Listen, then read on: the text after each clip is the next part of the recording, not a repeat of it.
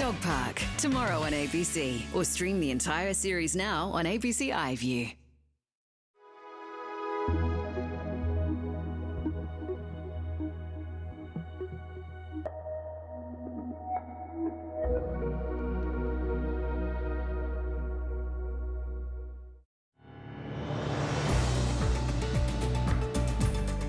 Former US President Bill Clinton fronts a congressional committee telling lawmakers he had no idea about Jeffrey Epstein's crimes.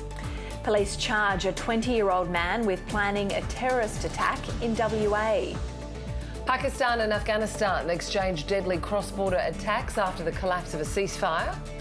Israel's Supreme Court pauses a ban on dozens of aid groups while they challenge a ban from operating in Gaza.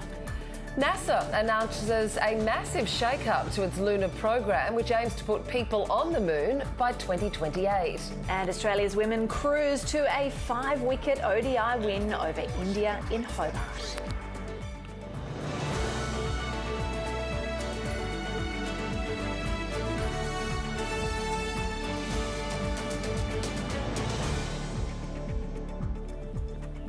A very good morning to you. It is Saturday, the 28th of February. I'm Kathryn Robinson. And I'm Johanna NIcholson. You're watching Weekend Breakfast, coming to you from the land of the Gadigal people. Well, the former US President Bill Clinton is testifying before a closed-door congressional panel about his ties to the late sex offender Jeffrey Epstein. His landmark deposition comes 24 hours after the former Secretary of State Hillary Clinton's testimony, which spanned more than 6 hours. Let's go live now to our correspondent Rachel Clayton, who's been following the developments for us from Washington. Rachel, good morning to you. It sounds like Bill Clinton will be facing quite a long day of tough questions. What can we expect? Good morning. Yes, he is going to face a very long day of questioning. As you said, Hillary Clinton was questioned for 6 to 7 hours yesterday. It's going to be at least that long today for Bill Clinton. We are a few hours in already, and we know what Bill Clinton said in his opening statement to members of Congress. It was posted online shortly before the deposition began. In that, he said, "I know what I saw, and more importantly, what I didn't see. I know what I did, and more importantly, what I didn't do. I saw nothing and did nothing wrong." The statement was 2 pages long, and in it he also defended his wife, Hillary Clinton, who was questioned yesterday. To that, he said she had nothing to do with Jeffrey Epstein. Whether you subpoenaed 10 people or 10,000, including her, was simply not right. We have also heard from members of Congress. About an hour ago, they came out to give us a bit of an update about what had gone on inside.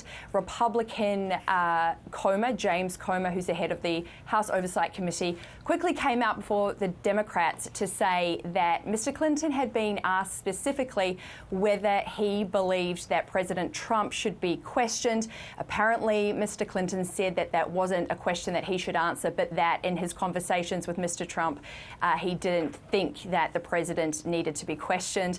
The Democrats came out right after that and disputed Mr. Clinton's answer, so we are going to have to wait for the transcripts and the recordings of these depositions to come out to get an accurate picture of what goes on inside the room, because it is closed and media can't get in there. We also know Congressman Comer said earlier today he's really looking for insight from Mr. Clinton into how Jeffrey Epstein was able to curry favour and surround himself with such powerful people in finance and in politics. And Rachel, unlike Hillary Clinton, her husband Bill Clinton had a long documented relationship with Epstein. What do we know about their association?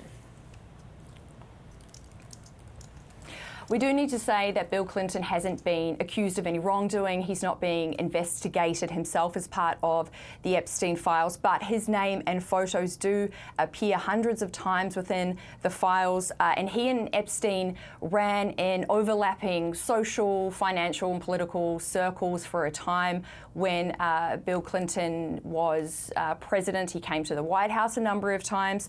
There are financial links between Epstein's co-accused Ghislaine Maxwell to do with the Clinton Foundation and the Clinton Global Initiative.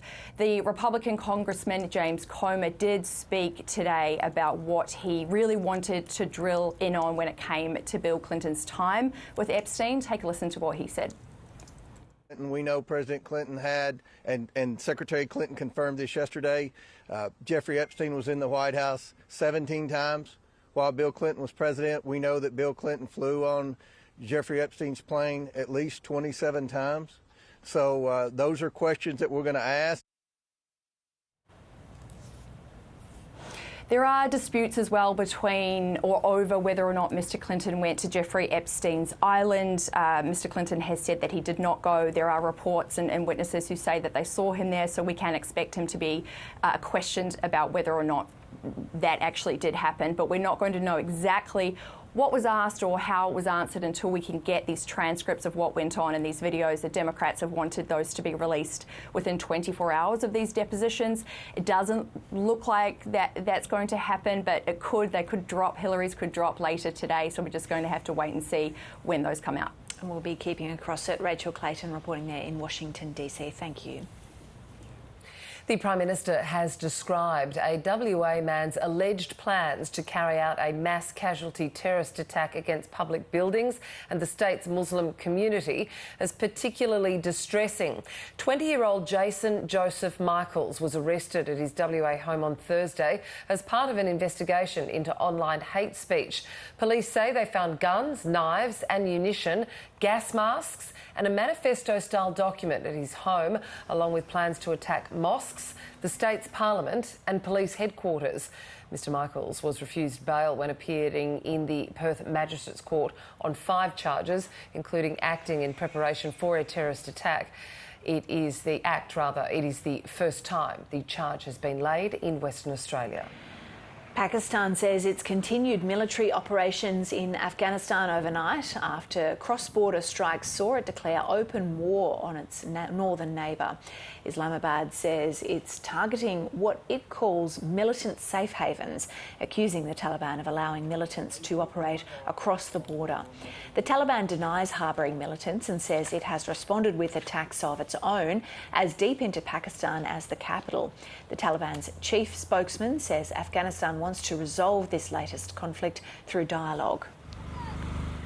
Israel's Supreme Court has allowed aid agencies to continue working in Palestinian territories for now. In December, the Israeli government ordered 37 international organisations to stop work in Gaza and the occupied West Bank within 60 days unless they agreed to new rules.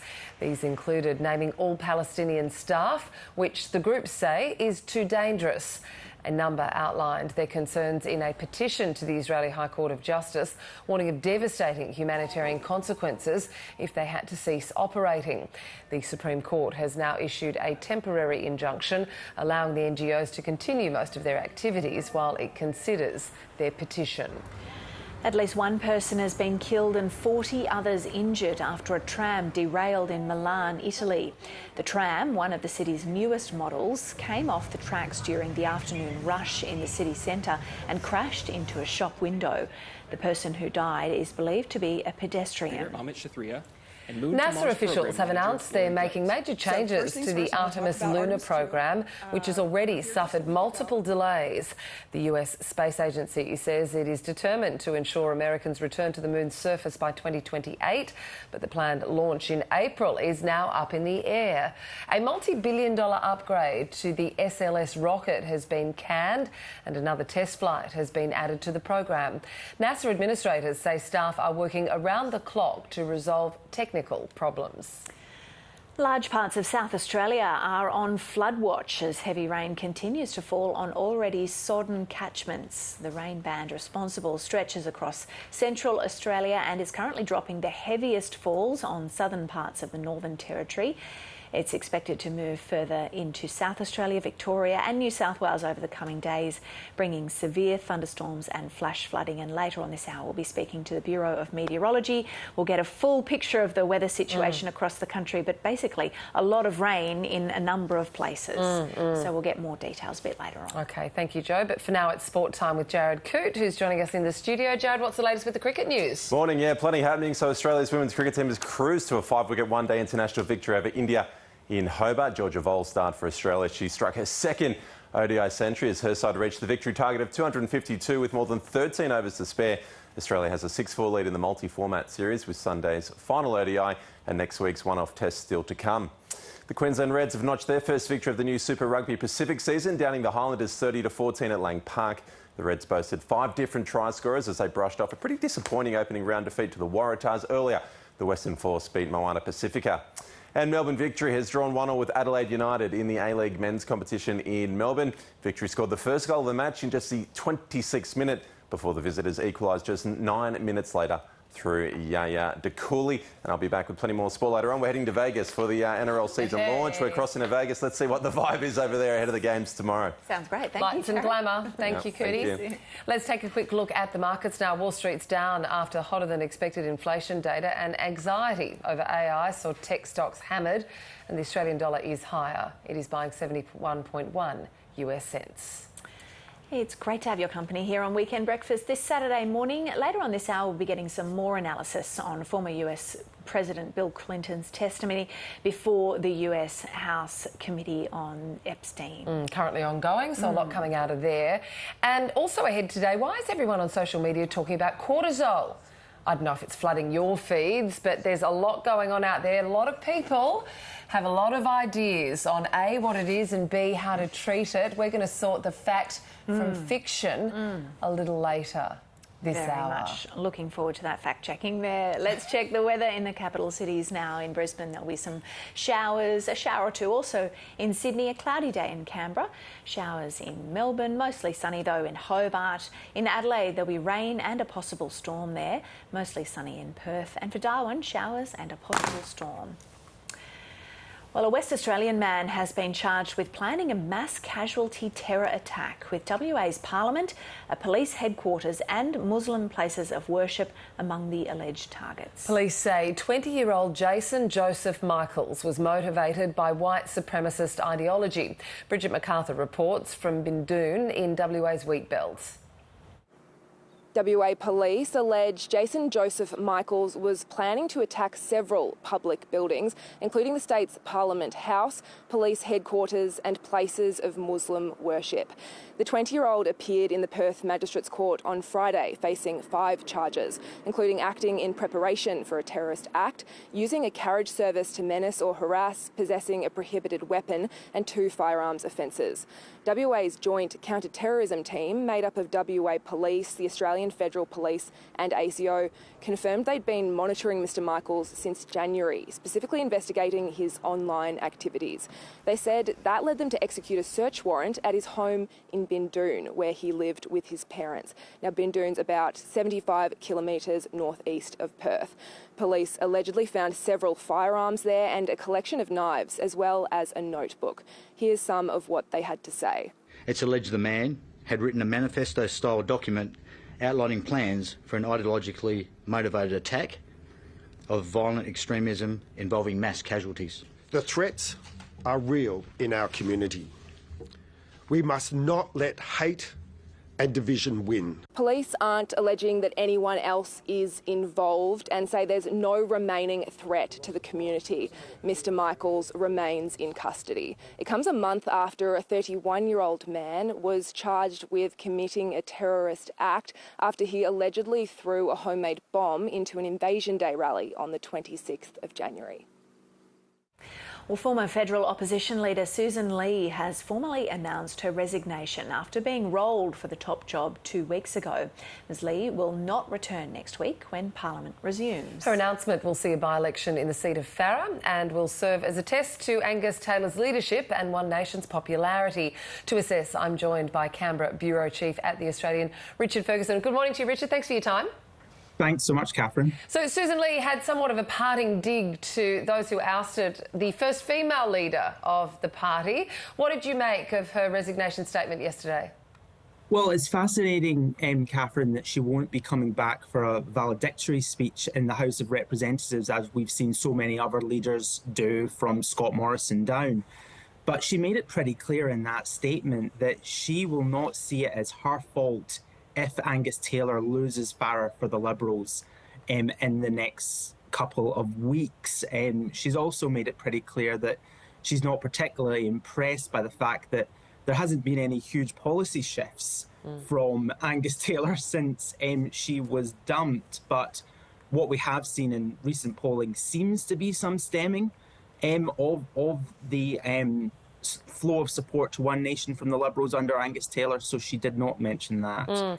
She very much so owned the policy since she left as well, outlining that they were just really setting in motion what she had set up. She said, though, that she will leave it to commentators to assess her 25-year legacy and career. What do you think they'll say and write about her? Look, I think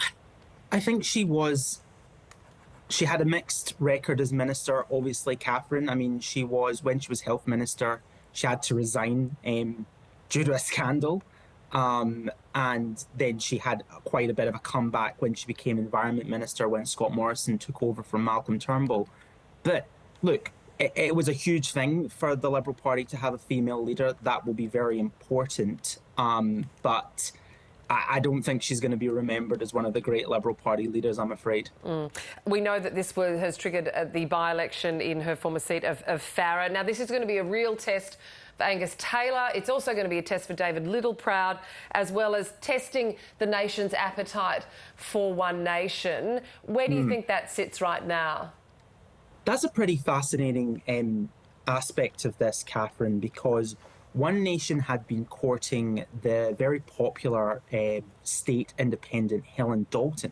She has not taken up their offer to be involved in their pre-selection situation, and she's now considering running her own race as an independent. So we're facing this five-cornered contest of a Liberal, a National, the Teal candidate, Michelle Milford, who was running against Susan Lee at the last election and really ate into her margin, a One Nation candidate. There's a trio of possibilities that's been announced by Pauline Hanson, and then Helen Dalton possibly also throwing her hat in the ring as a second, less tealy, more conservative independent.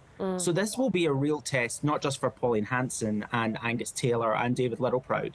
It's a test for whether this is whether the duopoly that has dominated federal politics is well and truly over, and we're going to see independents coming from all sides, not just minor parties like One Nation or the Greens. Is there any chance that Labor will run anyone in this? The situation has been that Labour would not run anyone. They've had very, very low primary votes in Farrer for many years, but there has been a lot of pressure from Labour figures like Bob Carr and even Tim Fisher's widow, Judy Brewer. Of course, Tim Fisher, the former Nationals leader, former Deputy Prime Minister, who was the member for Farrer before Susan Lee, and she has said that it's important for democracy that Labour runs. And Labour figures have said that even if Labour's not within a chance at this by-election, it should be running to make sure that there's preferences directed away from One Nation. All about the preference deal. Just finally, Richard, there was an announcement also yesterday that the Liberal Party is not going to be releasing their post-election review. Why do you think that is? And do you think there'll be blowback as a result of not revealing what that review sought? Well, we've already seen, Kathryn, the most extraordinary blowback in that the two offers, the former Finance Minister and Liberal power broker Nick Minchin and the former State Minister Prue Goward, coming out very publicly saying Angus Taylor has made a big mistake by not releasing their report. It's quite an extraordinary thing to see this blocked. Obviously, there has been a lot of controversy within the Liberal Party about this report because of the very scathing things it says about Peter Dutton in his office. Peter Dutton has reportedly taken a lot of issue with the report, saying that it's wrong, that there's conflicting reports, especially about the so-called alleged breakdown between his office and Liberal Party headquarters during that disastrous 2025 campaign, which he is disputing. But I think it's pretty clear. If Angus Taylor thought that Prue Goward and Nick Minchin would be happy that the report was suppressed, he was wrong. A lot more to come, I think. Thank you very much for joining me. Richard Ferguson, Canberra Bureau Chief at The Australian. Thanks so much. All right, let's check in on the weather across the country. We're joined now by Senior Meteorologist at the Bureau of Meteorology, Dean Narramore. Very good morning to you, Dean. Good to see you again. In South Australia, let's start there because we've had some rainfall, more heavy rain expected. What are we going to see? Yeah, that's right. We've got the tropics coming down to South Australia this weekend. So severe weather warnings current for large parts of the state west of Adelaide. Probably updated later this afternoon to include Adelaide into tonight and tomorrow. We're already seeing widespread rain and thunderstorms across much of the state. Just starting to see hit Adelaide in the last hour or so with 5 to 10 millimetres there. We've seen falls of over 50 millimetres through the Eyre Peninsula, Ceduna, Woodna, Minyip have all seen heavy falls. And we could see half of that again today with widespread rainfall expected to spread further east and south today across the rest of South Australia tonight into tomorrow. We're looking at widespread 50 to 100 millimetres, which is many months' worth of rainfall in these regions. So flash flooding, a big concern right across the state this weekend. Yeah, tell us what we might expect to see from the flooding. Yeah, we'll definitely see this kind of rainfall. You know, I've already seen 50, 60 millimetres out near the Eyre Peninsula. Once we start talking about those numbers, particularly around the Adelaide area and our more populated areas, we could easily see flash flooding, you know, quick rises to our rivers, creeks and streams, and also possible inundations of homes, properties and businesses, particularly with drains probably being plugged up. And many areas haven't seen rainfall for months in these areas, what's been a very dry summer. So some areas could see a summer's worth of rainfall in just a few days, and multiple summers worth in some areas once we start talking about falls in excess of 100 millimetres. They'll be isolated, but definitely will occur over the next 36 to 48 hours. So a very wet, very humid, very stormy weekend across Adelaide and South Australia this weekend. And the system that's causing that rain, where's it heading to? Yeah, so it's going very slow moving. So what's actually causing this rain is that tropical low that has been with us all week around southern NT, bringing those, you know, torrential falls and flooding through our desert areas of NT, Queensland and northern South Australia. Now we're seeing some troughs and fronts grab onto that moisture and drag it south through South Australia today and tonight. Then it's going to move into western New South Wales and western Victoria as we move through tonight and tomorrow. Continue on Sunday in South Australia, then start building across Victoria and western New South Wales Sunday, and then moving further into Victoria and New South Wales on Monday. So a very slow moving system, and that's why we're seeing these big rainfall numbers across large parts of western Victoria, western New South Wales and all of South Australia. We also saw the very heavy falls in Sydney as well. Has the rain eased up mostly there, and we're expecting some more rain there?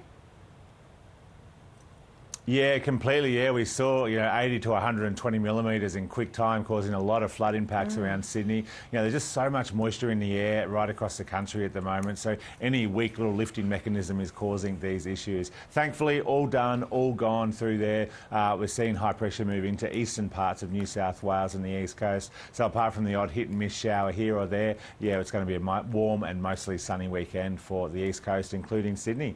Okay, Dean Narramore, always great to speak to you. Thank you so much. That's Dean Narramore, Senior Meteorologist at the Bureau of Meteorology. Pakistan says its military operation inside Afghanistan is ongoing as tensions between the two neighbours spiral. Islamabad has confirmed air and ground strikes in major cities including Kabul and Kandahar, while Taliban officials claim they've launched retaliatory attacks. Both sides have reported heavy casualties, issuing conflicting death tolls. South Asia Bureau Chief Meghna Bali reports. Well, we're starting to get a clearer picture of the scale of these strikes and the competing claims from both sides. Now, Pakistan says it launched air and ground strikes targeting what it calls militant bases. It accuses the Afghan Taliban of sheltering fighters from a group known as the Tehreek-e-Taliban Pakistan, or TTP, which has carried out deadly attacks inside Pakistan. Now, the Pakistani military claims more than 270 Taliban officials have been killed since Thursday night, and that it's taken control of 18 military positions. The Taliban in Afghanistan denies harbouring militants. It says 55 Pakistani soldiers have been killed in retaliatory military attacks, and that it's captured several border posts. And as you'd expect, both governments are flatly rejecting the other's versions of events. What we can independently see is the impact on civilians. Verified video from Western Kabul shows thick black smoke rising above a residential area that contains government and military buildings. We were all asleep when the plane came very low. As soon as I heard the sound of the aircraft, I got up from my place. I saw the plane descend and drop 2 bombs. Then it went back up again. It was around 2 a.m. All of us, including the women, ran downstairs. Neither side has provided details about civilian deaths, but footage from a hospital near the Pakistani border shows wounded people filling beds after an airstrike there. For many Afghans, this is deeply unsettling. The country is already struggling with poverty and hunger, especially since international aid fell away after the Taliban returned to power. The Taliban's chief spokesman says they want to resolve their issues through dialogue with Pakistan, but there's also deep mistrust. And we've seen this cycle before. Militant attacks inside Pakistan, followed by Pakistani attacks inside Afghanistan, and then retaliation. For now, there's no clear off-ramp, and fears that this cycle could harden into something much more prolonged. That's Meghna Bali reporting there. Let's talk sport again. Jared Coote is back with us, and we're off to Vegas, Jared. Yay. The NRL season's kicking off. Yeah, wish we were all going to Vegas. Not to be. Tomorrow afternoon, the NRL returns. It all begins in Vegas for a third straight season. In the first match, the Knights will take on the Cowboys and the Bulldogs would do battle with the Dragons. But there's just so many Aussie fans over there that have travelled for the occasion. So joining me live from Las Vegas to get a feel for the vibe is NRL commentator Adam Hawes. Hawsey, set the scene for us, mate. You've already got a smile on your face. I don't know how you've been the last few days. What's it been like over there? Jared, forgive the voice, mate. It was a big night last night at Fremont Street, so probably a bit dusty. But we're here at the venue for the match, Allegiant Stadium. 65,000 fans can fit in this stadium. Hopefully we get close to that tomorrow for the big doubleheader. At the moment, we've got the Cowboys out on the field. I don't know if you can see that, or there's some overlay running anyway. But it's going to be a massive occasion. We've got the Cowboys are coming in soon, and the Bulldogs, the Dragons. So they're all having a final walkthrough. And as I said last night, the scenes at Fremont Street were just amazing. I've never been to a better sporting event, it's got to be said. There were 16,000 people just jammed in there. They were singing, they were laughing, they were having fun. The players were in the right spirit. Greg Marju from the Knights performed a backflip on stage, which would have given his coach some heart tremors. But just a great occasion, mate. And I can't see how the league could ever go back to what we had before, which was like a Thursday night opening game at Shark Park. I mean, it's such a big occasion, it's hard to go back. Yeah, it looks like a lot of fun. I've heard people describe it as King's Cross in the 90s, so that's the vibe they're getting over there at the moment. Which team's fans have been the most impressive? Well, I've got to be honest, Hull KR from the Super League have been amazing. Their singing last night, it just gave you chills. It was just a privilege to be there, to be honest. I didn't like our comedian Jim Jeffries too much, though. They had the Yankees performance after a couple of minutes because he was getting into a bit of a slanging match with them. But plenty of Bulldogs fans. We've got 30,000 fans here in total from Australia and Great Britain. So they're making a lot of noise, and even though it won't be full here tomorrow at Allegiant Stadium, it still will be a great atmosphere given what we saw last night at Fremont Street. So it's a bit fancier than Leichhardt Oval, mate, where you used to cover the league yourself. Yeah. I'll give me Leichhardt Oval any day. But apart from the events that have been set up specifically for the NRL, do you get any sense there is a rugby league game on when you're just kind of walking down the strip in Vegas? Well, I do, because there's people in footy jerseys all over the place. So I guess the question is whether Americans know there's a game of footy on, and that's the ongoing question. One thing I would suggest to the league is maybe we change the name, change it to League Las Vegas, or just call it NRL, because whenever you hear Americans talk about it, they say, oh, the rugby. Yeah, I like the Sevens. So they can't differentiate between rugby union and rugby league, and they're completely different products. But we've got billboards everywhere, Jared. It's hard to miss, but it's just a matter of how many locals get on board. It's such a tough sports market over here. So I think if we had 40,000 here tomorrow, I'd say probably maybe 5,000 Americans would be a good result. Yeah, absolutely. Well, Hawsey, we appreciate your time over there. Have a lot of fun, maybe not too much, and enjoy the time over there and the trip. Thanks, Jared. Thanks, Kath. See you later. There you go. Didn't care about me. Straight to Kathryn. Well, ignore me, Jared. Sorry. It's all about He's an old mate, and then when you speak about the King's Cross in the 90s, Hawsey and I were probably there. You weren't born. No, but I'm sure you guys had fun. That's good. Thanks very much, Jared.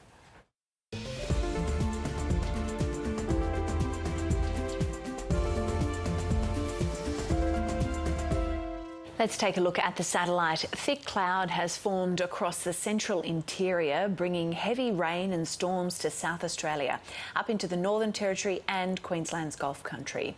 We'll see rainfall and the possibility of severe thunderstorms across South Australia as that low tracks south. And more rainfall is expected for Queensland, the interior and the southern states. WA is set for a cool change as a front pushes dry winds across the southwest of the state. Looking around the country now, in Queensland, partly cloudy in the south with widespread showers and isolated thunderstorms over the Cape York Peninsula and Central Coast. Showers expected in the southeast.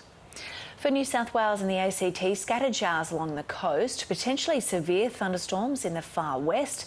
Easterly winds cooling things down along the far north coast. It'll be dry and partly cloudy elsewhere. For Victoria, mostly cloudy with scattered showers and isolated thunderstorms about the ranges and in the west. In Tasmania, light showers about the northeast of the state and a cool sea breeze for the west coast in the afternoon. Some morning valley fog, but otherwise fine. In South Australia, isolated showers and thunderstorms in the west and north, showers extending across agricultural areas during the evening. For Western Australia, showers and gusty thunderstorms over the Kimberley. A gusty thunderstorm is possible over the northern and eastern Pilbara. And up in the Northern Territory, showers and storms in the north, very warm with isolated showers over the south. And looking ahead now to tomorrow's forecast for the capital cities. In Brisbane, warming up but with some showers.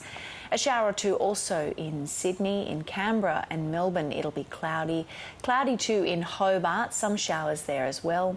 In Adelaide, thunderstorms expected. A sunny day in Perth and showers for Darwin.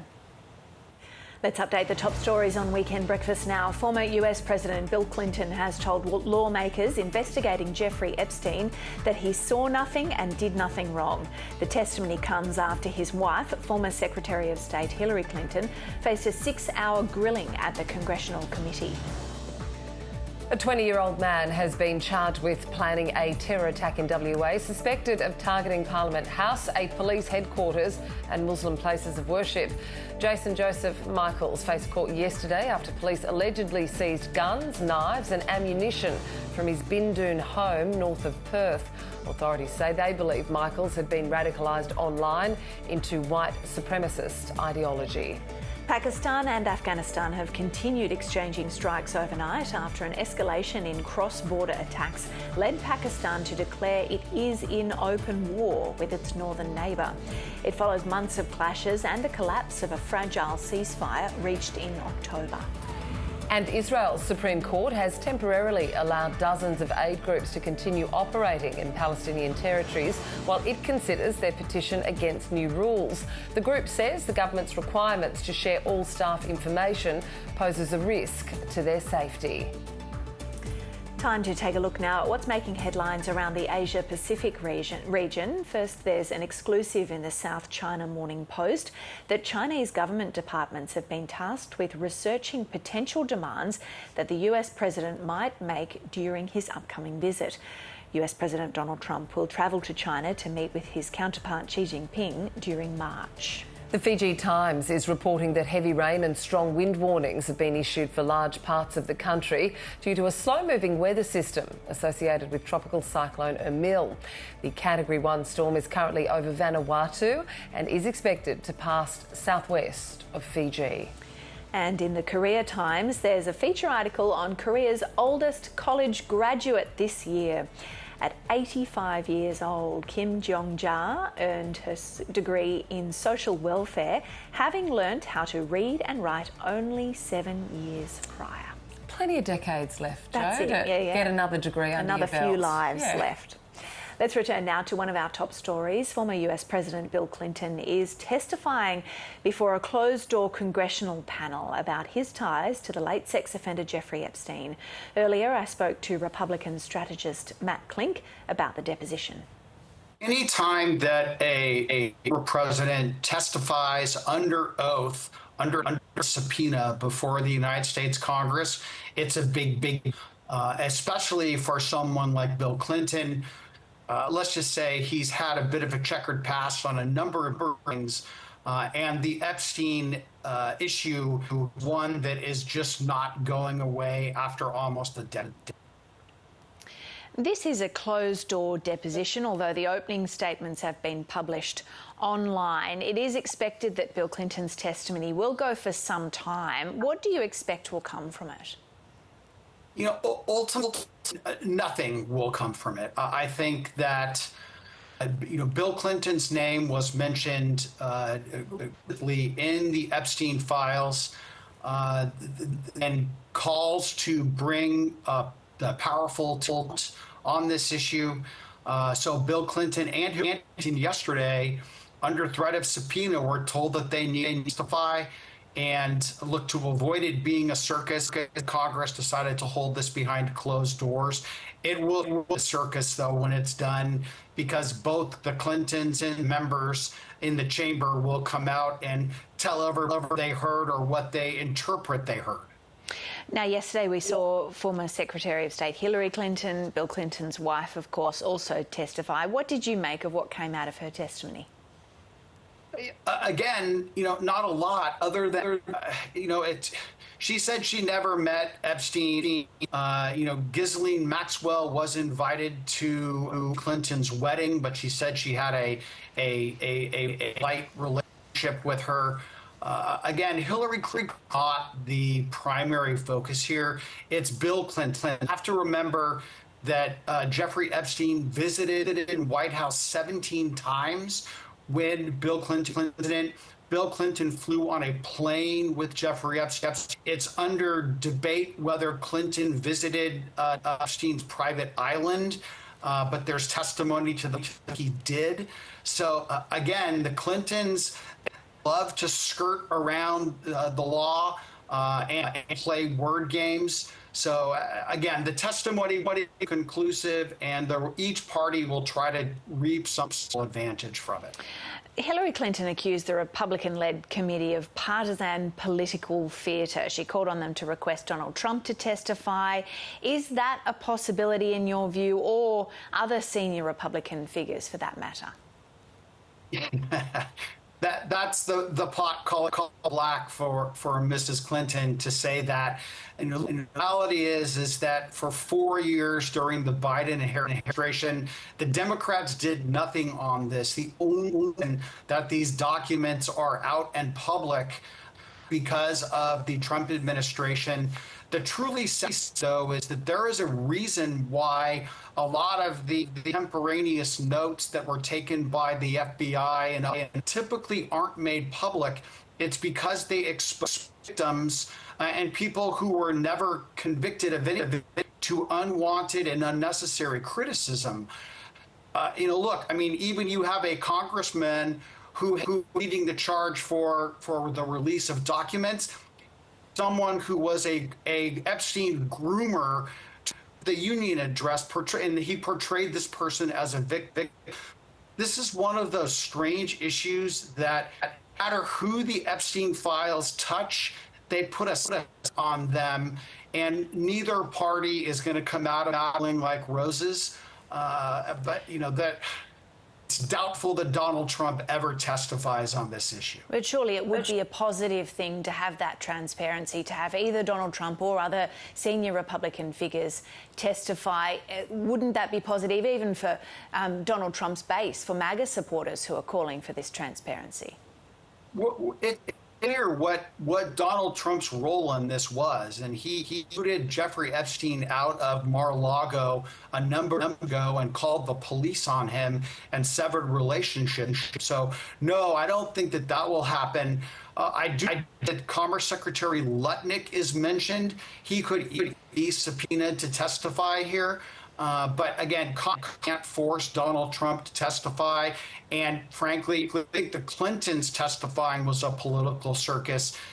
Nothing yet if Donald Trump were to show up on Capitol Hill to testify. It's never going to happen. But this is the new issue, like the Steele report. It's much to do about. Matt Klink, we really appreciate your time this morning. Thank you. Thanks a million. Well, the UK Labor government has suffered another major blow, losing a by-election for a seat it's held for more than a century. It comes amid declining support for Prime Minister Sir Keir Starmer and a surge in support for populist alternatives. Europe correspondent Elias Clure reports from London. This by-election was billed as a referendum on the incumbent Labor government. The constituency of Gorton and Denton, up in the Greater Manchester area in the north of England, has been a Labor stronghold for generations, and the government was desperate to cling on to the seat amid a period of turmoil for the government and rapid popularity decline for Prime Minister Sir Keir Starmer, and a huge surge in support for the populist Reform Party. But an intense period of campaigning from both of those parties wasn't enough to claim the area. Instead, the Greens emerged victorious. Candidate Hannah Spencer becomes their 5th MP in the Parliament. She's a local plumber and she apologised to her clients with leaky taps and busted pipes. Unfortunately, now she has other priorities, but she said she won the seat because Britons struggling with the cost of living want change. Because life has changed. Instead of working for a nice life, we're working to line the pockets of billionaires. Reform, running on a platform of anti-immigration, placed second in the by-election. Labor placed third. And for Prime Minister Sir Keir Starmer, well, his leadership appears safe for now, but he's conceded he's extremely disappointed with the result. Incumbent governments quite often get results like that mid-term, but I do understand that voters are frustrated. They're impatient for change. I will also fight against the extremes in politics, on the right and the left, parties who want to tear our country apart. UK politics seems to be following a trend we're seeing play out globally, including in Australia. Populism isn't just gaining in popularity, it's now winning elections and becoming a legitimate political force. And that's coming at the expense of established parties looking to position themselves in the so-called sensible centre. Here in the UK, the next national election isn't for another 3 years, but this by-election will be a wake-up call to the major parties. Many voters are fed up with the status quo, and now they're looking for alternatives. That's Elias Clure reporting there. Well, social media and health information can be fraught with shongsters and scammers spruiking the latest and greatest trends, often with little or no medical evidence. Detox products, cancer cures, diet fads, they're all there. And now cortisol is having its time in the sun. The girlies told me you were looking for a low cortisol morning routine. I got you. Here is exactly what to do if you have cortisol dysregulation. If you're looking for the perfect cortisol lowering morning routine, I have some tips I want to share. Try adaptogenic medicinal plants. Sweet potatoes, starchy vegetables, all the grains, they help lower cortisol. Spend time with family and friends in nature. Press in right here and just draw circles. When you're going to bed at night, make sure you're turning off your phone's blue lights. Now, the steroid hormone is produced by the adrenal gland and acts as the body's stress hormone, regulating metabolism, blood pressure, even sugar levels. So how best should we actually regulate social media's hormone of the month?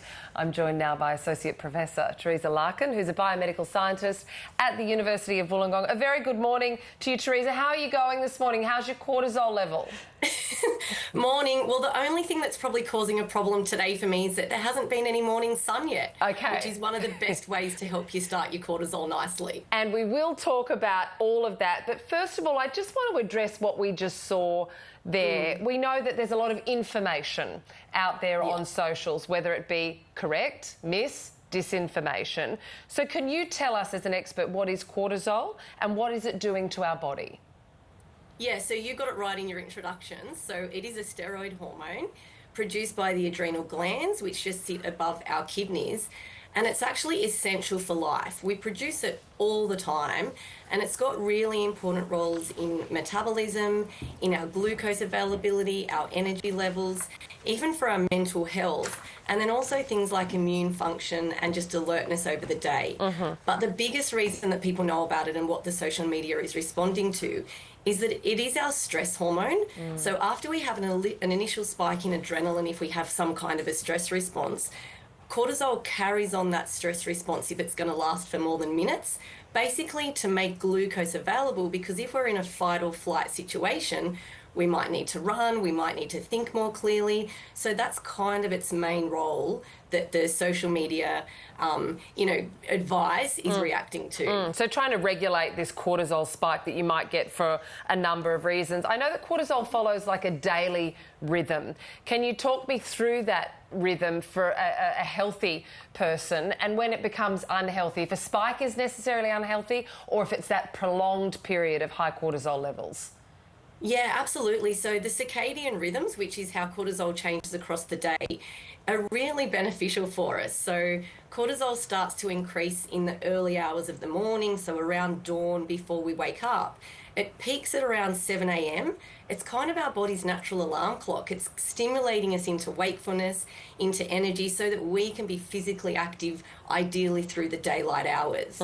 From around midday, it starts to lower. But that's also good because we want to lead into the evening and into the daylight hours with less energy and less alertness. We still want to be obviously alert enough, but enabling us to, as it gets into the dark hours, to really prepare our body for rest, for digest and restorative actions overnight, and also for our immune system to function. So if I can ask, because we're running out of time, I'm sorry to interrupt you there, but for people who have dysregulated cortisol, we saw all those tips and tricks just there. How do you best manage it? Do you rub yourself in the forehead? Do you massage your vagus nerve? What do you do? Look, a couple of them were good tips. So one of the best ones is to align with circadian rhythms, so some morning sun, and one of the women said no screens at night. Absolutely, they're great. Another great thing that was mentioned is socialising. So socialising is kind of an antidote to that chronic stress. And then any of those de-stress mechanisms like mindfulness, meditation, a creative activity, exercise, lots of things like that. We sort of hear about them as good for our body, but they genuinely do help maintain our cortisol levels with a really nice rhythm. So yeah, all of those things really help, really looking after our physical and mental health, because cortisol is so intertwined with that. Just fascinating. It seems to be the hormone of the moment. Thank you for dispelling some of those myths and letting us know how we can best regulate our cortisol. No worries. Have a good day. Teresa Larkin there from the University of Wollongong. Now, if you're wanting to help your cortisol levels, you might like to pull up a nice new book. It depends on the book. Might be a stressful book. That's right. But pull up a comfy chair and a book to read. Kate Evans from ABC Radio Nationals. The bookshelf is here with all of her top recommendations. Good morning to you, Kate. Good morning. I'm very excited about your final book, but that's a bit of a teaser for people. Let's start with the top of your wonderful pile there. This book, Cape Fever. Look, this is by a writer called Nadia Davids, who I'd never heard of before. She's a South African playwright and novelist, and we should be shouting her names from the rooftops because this book is so good. So it's told from a character who's 19.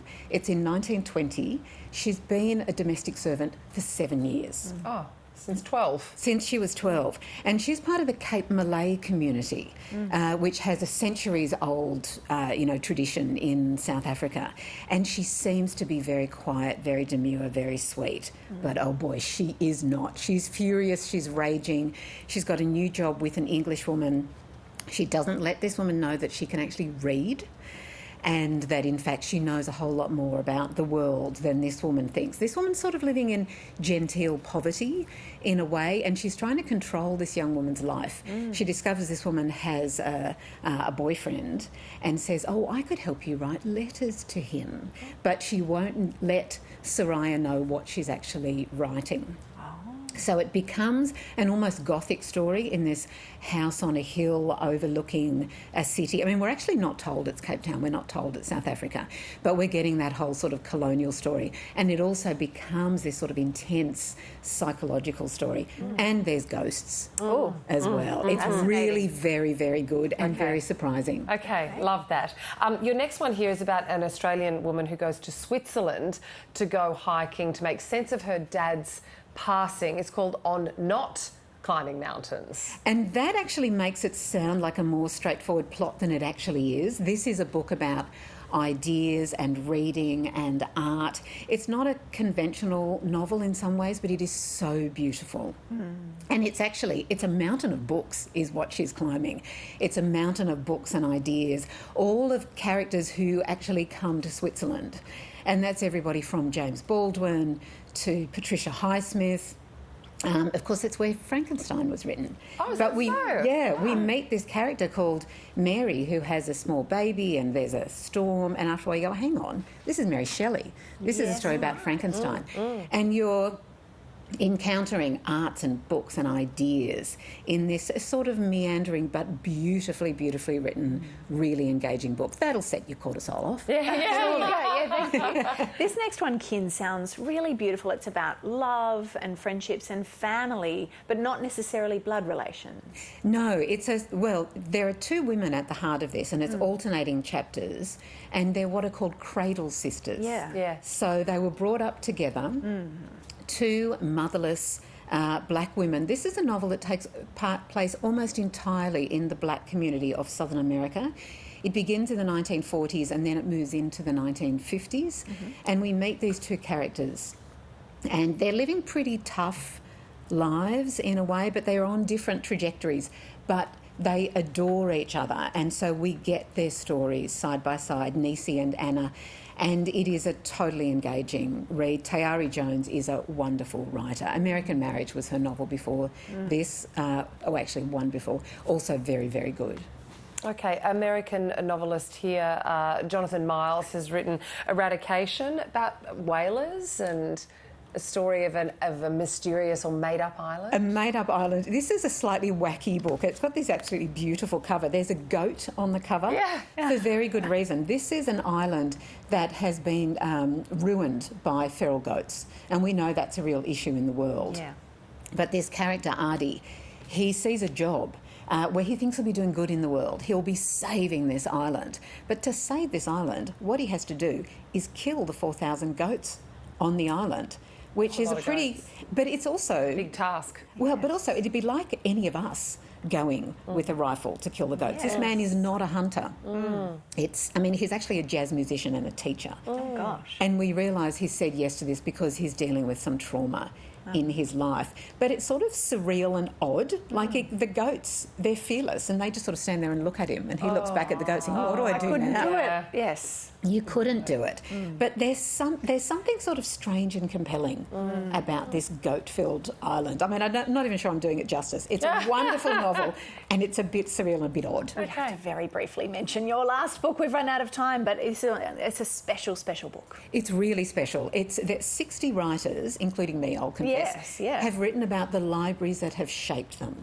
And they're everything from, grand public libraries to tiny shelves in collections. It's from the State Library of New South Wales, which is 200 years old this year. Yes, happy birthday to the State Library. What's the library you chose, Kate? I chose the Mitchell Library and Dapto Library. And so I've combined two very different libraries. Yes. Very different, but they're wonderful, wonderful stories in here. And you can put in your own library. Libraries can be such a meaningful place, places of great refuge for people, so it's great. Thank you, so Kate. much, Kate. Always Thank you.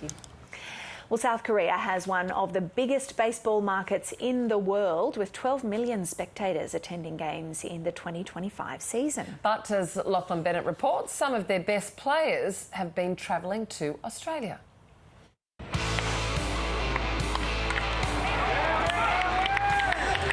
These teams play in front of packed houses, their players are millionaires. Koreans are obsessed with baseball. The Korean media are monitoring step by step the Korean players' movements in Australia. The audience, absolutely massive. Over 1 million viewers tuned in for the 3-game series. It's staggering how a little stadium in the western suburbs of Melbourne has so many eyeballs on it. South Korea has one of the biggest baseball markets in the world, but some of their best players are training in Australia. That might seem odd. Baseball isn't that popular down under, but fans want Australia to become an international training hub. To be able to provide a quality training base and everything else lines up for them. Weather, the dollar, the time zone, the hosts, the opportunity for competition. 3 out of 10 teams in South Korea's National League trained in Australia this summer. Katie Wiz and the Hanwha Eagles in Victoria, the Doosan Bears in New South Wales. Winter conditions make it tough to train at home before their season starts, and costs and competition for facilities are pushing them away from other training hubs like Okinawa. It's the perfect place for the spring camp. The weather, the facility, the ground, everything is well maintained and well organised. While we're practicing, it's really hard work, so when we have days off, we want to refresh ourselves, and the nature helps a lot. These trips could be a boost for baseball and business. South Korea is Australia's 4th largest trading partner, and most of their baseball teams are owned by chaebols, family-controlled conglomerates that dominate the South Korean economy. The owner of the Hanwha Eagles is even building self-propelled howitzers in Geelong through its subsidiary Hanwha Defence Australia. Sports brings people together, it helps create familiarity to help build that trust. There's significant opportunity to deepen bilateral ties, to deepen the amount of Korean investment coming into Australia and vice versa. Back on the pitch, fans welcome this international attention. Several games were broadcast on Korean TV and streaming services. An Australian shortstop, Jared Dale, has even been headhunted by a South Korean team.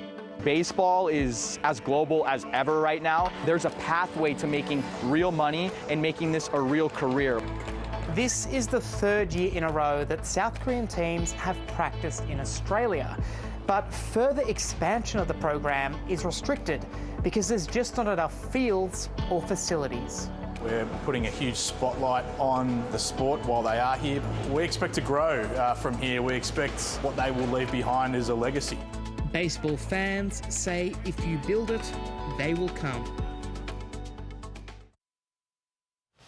Lachlan Bennett there. Time to talk sport now with Jared Coote. And Jared, what is the latest from the T20 World Cup? Yeah, England, a good win over New Zealand. They already guaranteed a semi-final berth. This is in the Super 8 stage, but they beat the Kiwis by 4 wickets, 7 for 159 New Zealand. 3 England bowlers picked up a couple of wickets. No one over 50 for England, but they reached the target in the end. Will Jack's top scored 32 not out. They needed 42 from just their last 17 balls, but they got there in the end with 3 balls to spare. So they're through to the final 4. New Zealand need to rely on other results now to qualify. Now the AFL pre-season continues. What happened last night, Jack? Yeah, the Western Bulldogs beat Hawthorn in the end by 44 points at Whitten Oval. Tim English was the star in this one for the Dogs. 23 disposals, 2 goals. Riley Sanders a standout as well. Unfortunately for him, he failed a concussion test late in the match, so that means he will miss the opening round match against the Lions. That'll be next weekend. Elsewhere, Melbourne beat Richmond 78-43. Now, Jared, we heard Halsey speaking from Vegas earlier about the NRL player that did the black backflip on stage. Have you got the vision? Let's do it. Roll the tape. This is New Zealand Newcastle Knights player Greg Marju, the centre. He's playing tomorrow.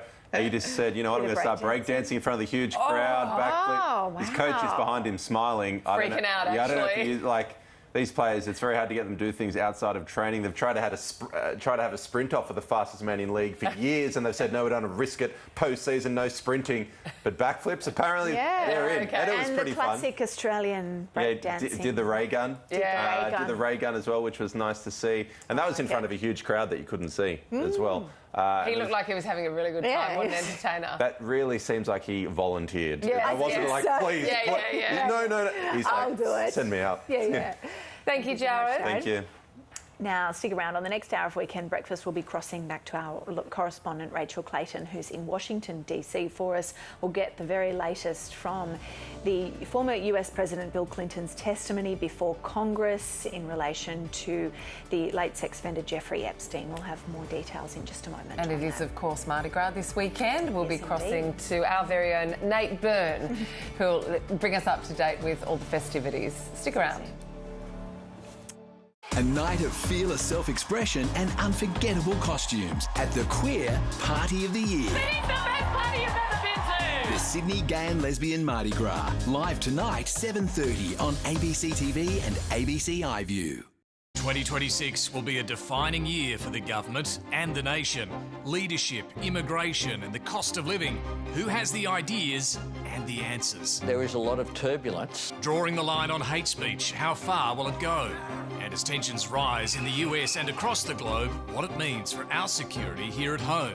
With the sharpest analysis, we're cutting through the spin and revealing the power plays behind the politics. Insiders, tomorrow on ABC and ABC iView. The experiment is underway. Take a deep breath before we start. And reality is about to kick in. Hey, I'm leading you. It's got me a little bit anxious. You're not meant to let perfection be the enemy of good. The only thing that's going to hold him back is me. It's time to train the trainers. It's not about winning because he's already a winner in my eyes, aren't you? Yeah, we're going to make a great team. Come to me, not the camera. Muster Dogs, tomorrow 7:30, ABC TV and ABC iView. Did you tell anyone what happened? I didn't think there was a story to tell. From the ABC News documentary team. Grace Tobin from Australia. Is more expansive than you had imagined. How did he manipulate? They're always protected, never held accountable. People want vengeance. Do you know people who have not yet been named? Yes. Do you think you're the devil himself? No, but I do have a good mirror. Diabolical, The Epstein Files, Monday, ABC and iView. From sapphire seas to ragged ranges, join Lisa Miller and her guest road trippers. Buckle up, there's still so much to explore. Backroads, Thursdays at 8 on ABC TV and ABC iView. Former US President Bill Clinton fronts a congressional committee telling lawmakers he had no idea about Jeffrey Epstein's crimes. Police charge a 20-year-old man with planning a terrorist attack in WA. Pakistan and Afghanistan exchanged deadly cross-border attacks after the collapse of a ceasefire. Israel's Supreme Court pauses a ban on dozens of aid groups while they challenge a ban from operating in Gaza. NASA announces a major shake-up to its lunar program, which aims to put people on the moon by 2028. And Australia's women cruised to a 5-wicket ODI win over India in Hobart.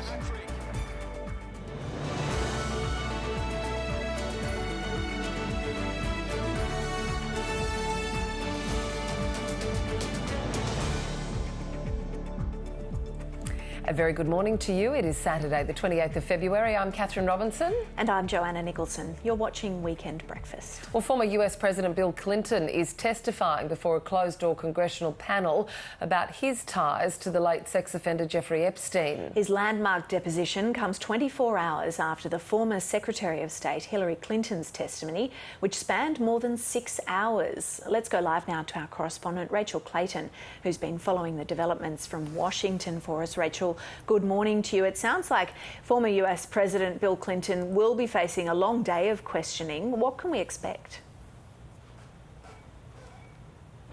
Good morning. Well, as you said, this is a closed-door hearing, so unfortunately we can't be there in the room or follow along with what's happening, but we are getting a bit of information from members of Congress who are coming out when there are breaks. And we do know what Mr. Clinton said in his opening statement. It was published online before this deposition began. In that, he said, "I know what I saw, and more importantly, what I didn't see. I know what I did, and more importantly, what I didn't do.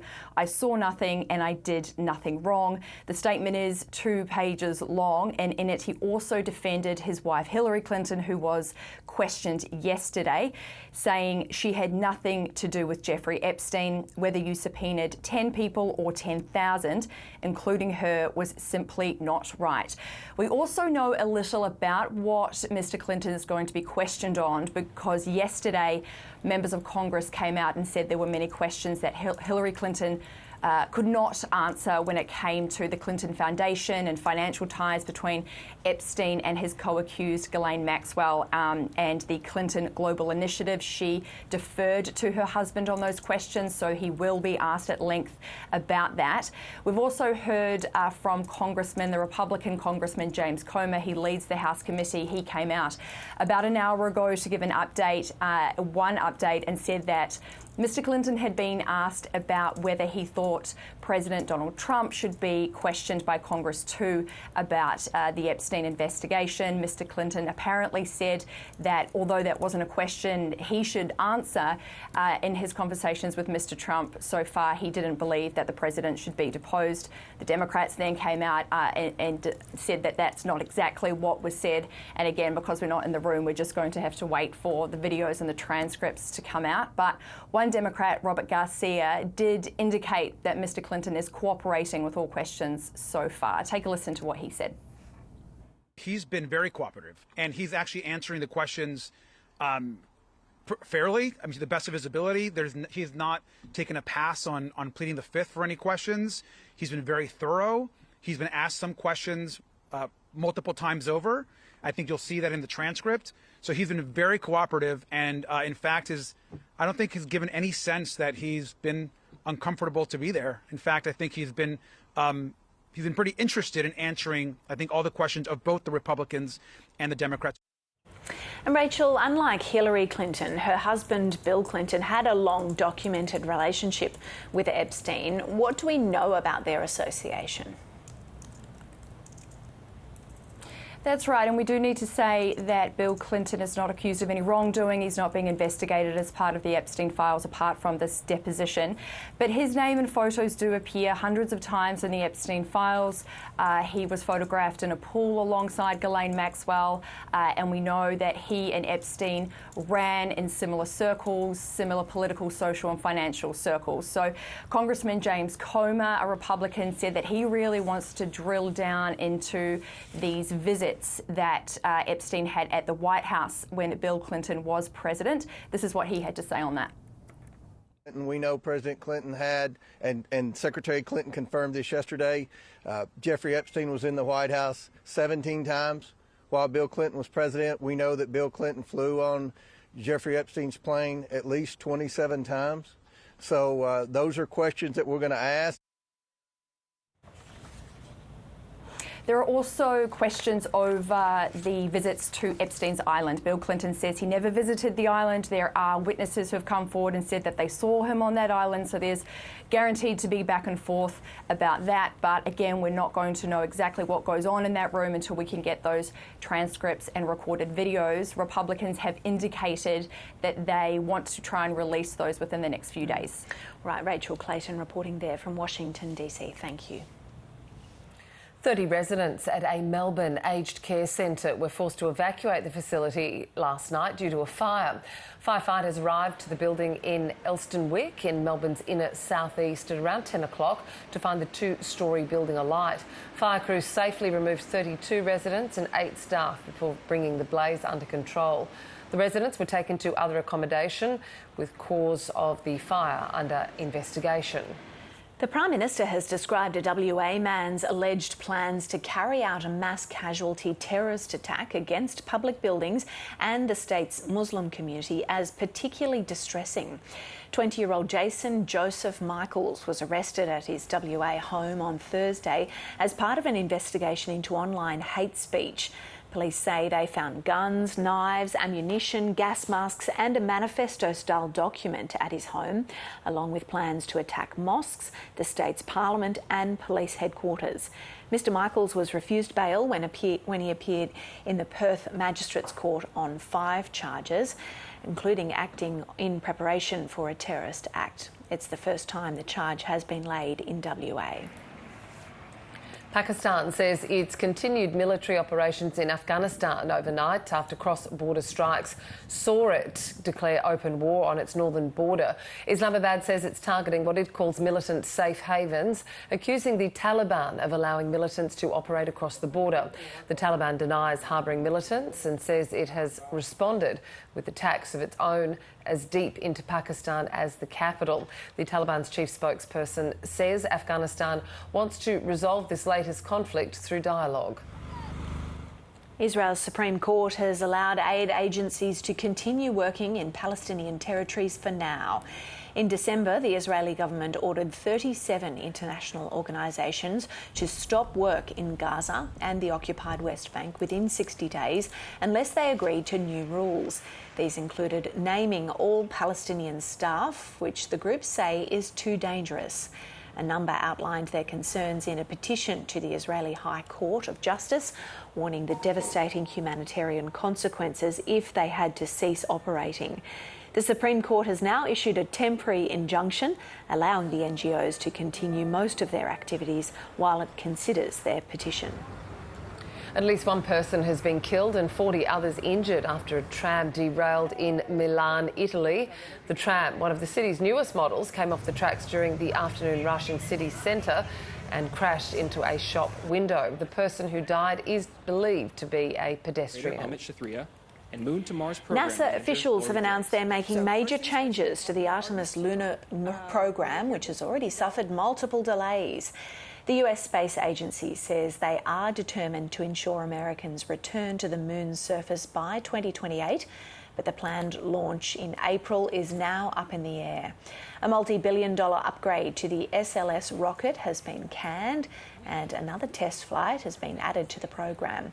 NASA administrators say their new timeline needs to be put into achievable objectives. NASA's been working on these plans knowing this is not the right approach. There has to be a better way in line with our history on it. Again, we did not just jump right to Apollo 11. We did it through Mercury, Gemini, and lots of Apollo missions with a launch cadence every 3 months. We shouldn't be comfortable with the current cadence. Large parts of South Australia are on flood watch as heavy rain continues to fall on already sodden catchments. The rain band responsible stretches across Central Australia and is currently dropping the heaviest falls on southern parts of the Northern Territory. It is expected to move further into South Australia, Victoria and New South Wales over the coming days, bringing severe thunderstorms and intense rainfall. We could easily see flash flooding, quick rises to our rivers, creeks and streams, and also possible inundations of homes, properties and businesses, particularly with drains probably being clogged up. And many areas haven't seen rainfall for months in these areas, what's been a very dry summer. So some areas could see a summer's worth of rainfall in just a few days and multiple summers' worth in some areas once we start talking about falls in excess of 100 millimetres. They'll be isolated, but definitely will occur over the next 36 to 48 hours. Let's talk sport now. Jared Coote is back with us. Let's talk about the cricket news first, Jared. Yeah, Australia had a good win over India overnight. This is in their bilateral series, so they're trying to get through in the one-days. They didn't do so well in the T20s. This is the second one-day international, and they ended up winning this one fairly comfortable. Elsewhere at the T20 World Cup, it was England proving too strong for New Zealand. England already through to the semi-finals of the competition. New Zealand will have to depend on other results. We had some AFL pre-season events overnight as well. The Western Bulldogs, too good for Hawthorn in the end. They're all preparing, of course, for the start of the season, which gets underway next weekend. And it was a huge win there in the end for the Dogs. And I'll have plenty more sport coming up later on. We've got the Asian Cup coming up. That gets underway tomorrow. So we're going to speak to Ned Hall, who is a football commentator. He'll be calling games throughout the tournament. And we'll just see how the Matildas are going to go. They've got the new coach, of course, first major tournament under him. It's been 9 months, but a completely new playing style. A lot of pressure on the Matildas. And some of the games haven't sold out as well. They've sold out so many games in a row, friendlies. And now we've got the big Asian Cup in Australia. And they're giving away some tickets for free. So we'll see what's going on there as well. Keep the support up. Thank Absolutely. you, Jared. Thanks, Jared. Later on. Well, it's great to have your company this weekend on Weekend Breakfast. It is, of course, Mardi Gras weekend in Sydney. The parade will be kicking off tonight. Nate Byrne is joining us shortly, live from Oxford Street, where all the action takes place. And we're happy to say I think the rain has cleared up, which is very good news as well. And the internet cannot get enough of Punch the Lonely Monkey. And we can't either, actually.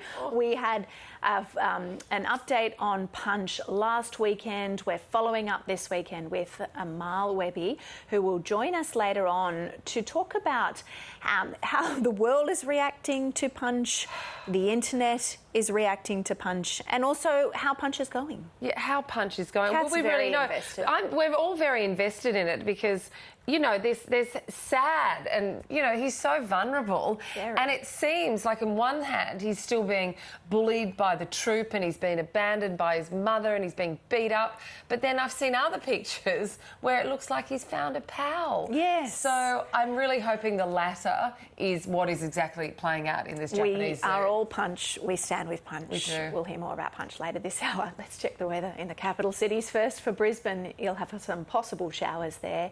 A shower or two also in Sydney. A cloudy day in Canberra. Showers for Melbourne. Mostly sunny though in Hobart. In Adelaide, rain and a possible storm there. Mostly sunny in Perth, and for you up in Darwin, showers and a possible storm. A West Australian man has been charged with planning a mass casualty terror attack with WA's Parliament, a police headquarters and Muslim places of worship among the alleged targets. Police say 20-year-old Jason Joseph Michaels was motivated by white supremacist ideology. Bridget MacArthur reports from Bindoon in WA's Wheat Belt. WA police allege Jason Joseph Michaels was planning to attack several public buildings, including the state's Parliament House, police headquarters and places of Muslim worship. The 20-year-old appeared in the Perth Magistrates Court on Friday, facing 5 charges, including acting in preparation for a terrorist act, using a carriage service to menace or harass, possessing a prohibited weapon, and 2 firearms offences. WA's joint counter-terrorism team, made up of WA Police, the Australian Federal Police and ASIO, confirmed they'd been monitoring Mr Michaels since January, specifically investigating his online activities. They said that led them to execute a search warrant at his home in Bindoon, where he lived with his parents. Now, Bindoon's about 75 kilometres northeast of Perth. Police allegedly found several firearms there and a collection of knives, as well as a notebook. Here's some of what they had to say. It's alleged the man had written a manifesto-style document outlining plans for an ideologically motivated attack of violent extremism involving mass casualties. The threats are real in our community. We must not let hate and division win. Police aren't alleging that anyone else is involved and say there's no remaining threat to the community. Mr Michaels remains in custody. It comes a month after a 31-year-old man was charged with committing a terrorist act after he allegedly threw a homemade bomb into an Invasion Day rally on the 26th of January. Well, the federal government is under increasing pressure to level the playing field for young Australians trying to get into the housing market after data from Domain this week showed the average couple looking to buy their first home now can't afford an entry-level house in any Australian city. Now, there's also been a 75% jump in first home buyers using the 5% deposit scheme, which some analysts say is actually contributing to the affordability crisis. Let's get into it. We're joined now by Domain's Economics Chief, Nicola Powell. Nicola, great to speak to you again. Good morning. Just break down the latest findings from Domain on what's facing first home buyers across the country. Good morning. This year's report really does show the pressure that first home buyers are under, and ultimately it's because we've seen strong growth on entry-level home prices across the nation, across all our major capital cities. So what that means is the deposit hurdle, the time it takes to save, has lengthened. I mean, in Sydney, to save a 20% deposit on an entry-level house takes 7 years and 7 months. And even when we look at mortgage serviceability, ultimately, all of our capital cities now are in mortgage stress for entry houses, and some of them are even in mortgage stress for units as well. Now, Labor's First Home Buyers Scheme, it's aimed at helping people to crack the market for the first time, allowing people to purchase a home with just a 5% deposit. There has been a big jump in people taking up that option. So people are using it to get into the market, but what impact is it having? And look, and it's great that we are seeing more Australians, aspire to that dream of home ownership. We have seen a large increase in first home buyer participation. It's really being driven by New South Wales and WA. But ultimately, if you are bringing a whole wave of buyers to market at a certain price point, it is going to push up property price. We haven't seen an influx of entry-level homes for them to purchase. So they are fighting for the same amount of stock that's out there. So I think it has had an influence on property prices. We do have to note, though, entry homes were outperforming the rest of the market even prior to the expansion of the scheme. But I think we have to really acknowledge that it is going to have some influence on price growth. When we look at the growth in house prices compared to the growth in wages, are we just seeing people trying to save for their first home, but just constantly being outpaced by that rapid growth in house prices? It's very stark, actually, when you look at the growth in entry home prices versus what we're seeing for wage growth. When you look at home prices or house prices over the past 5 years, they've increased by 68%, and that's at the lower end of the housing market. And I keep talking about entry home prices because this is obviously much more in line with what a first home buyer is going to purchase. When you look at wages, they've risen 21% over that period of time.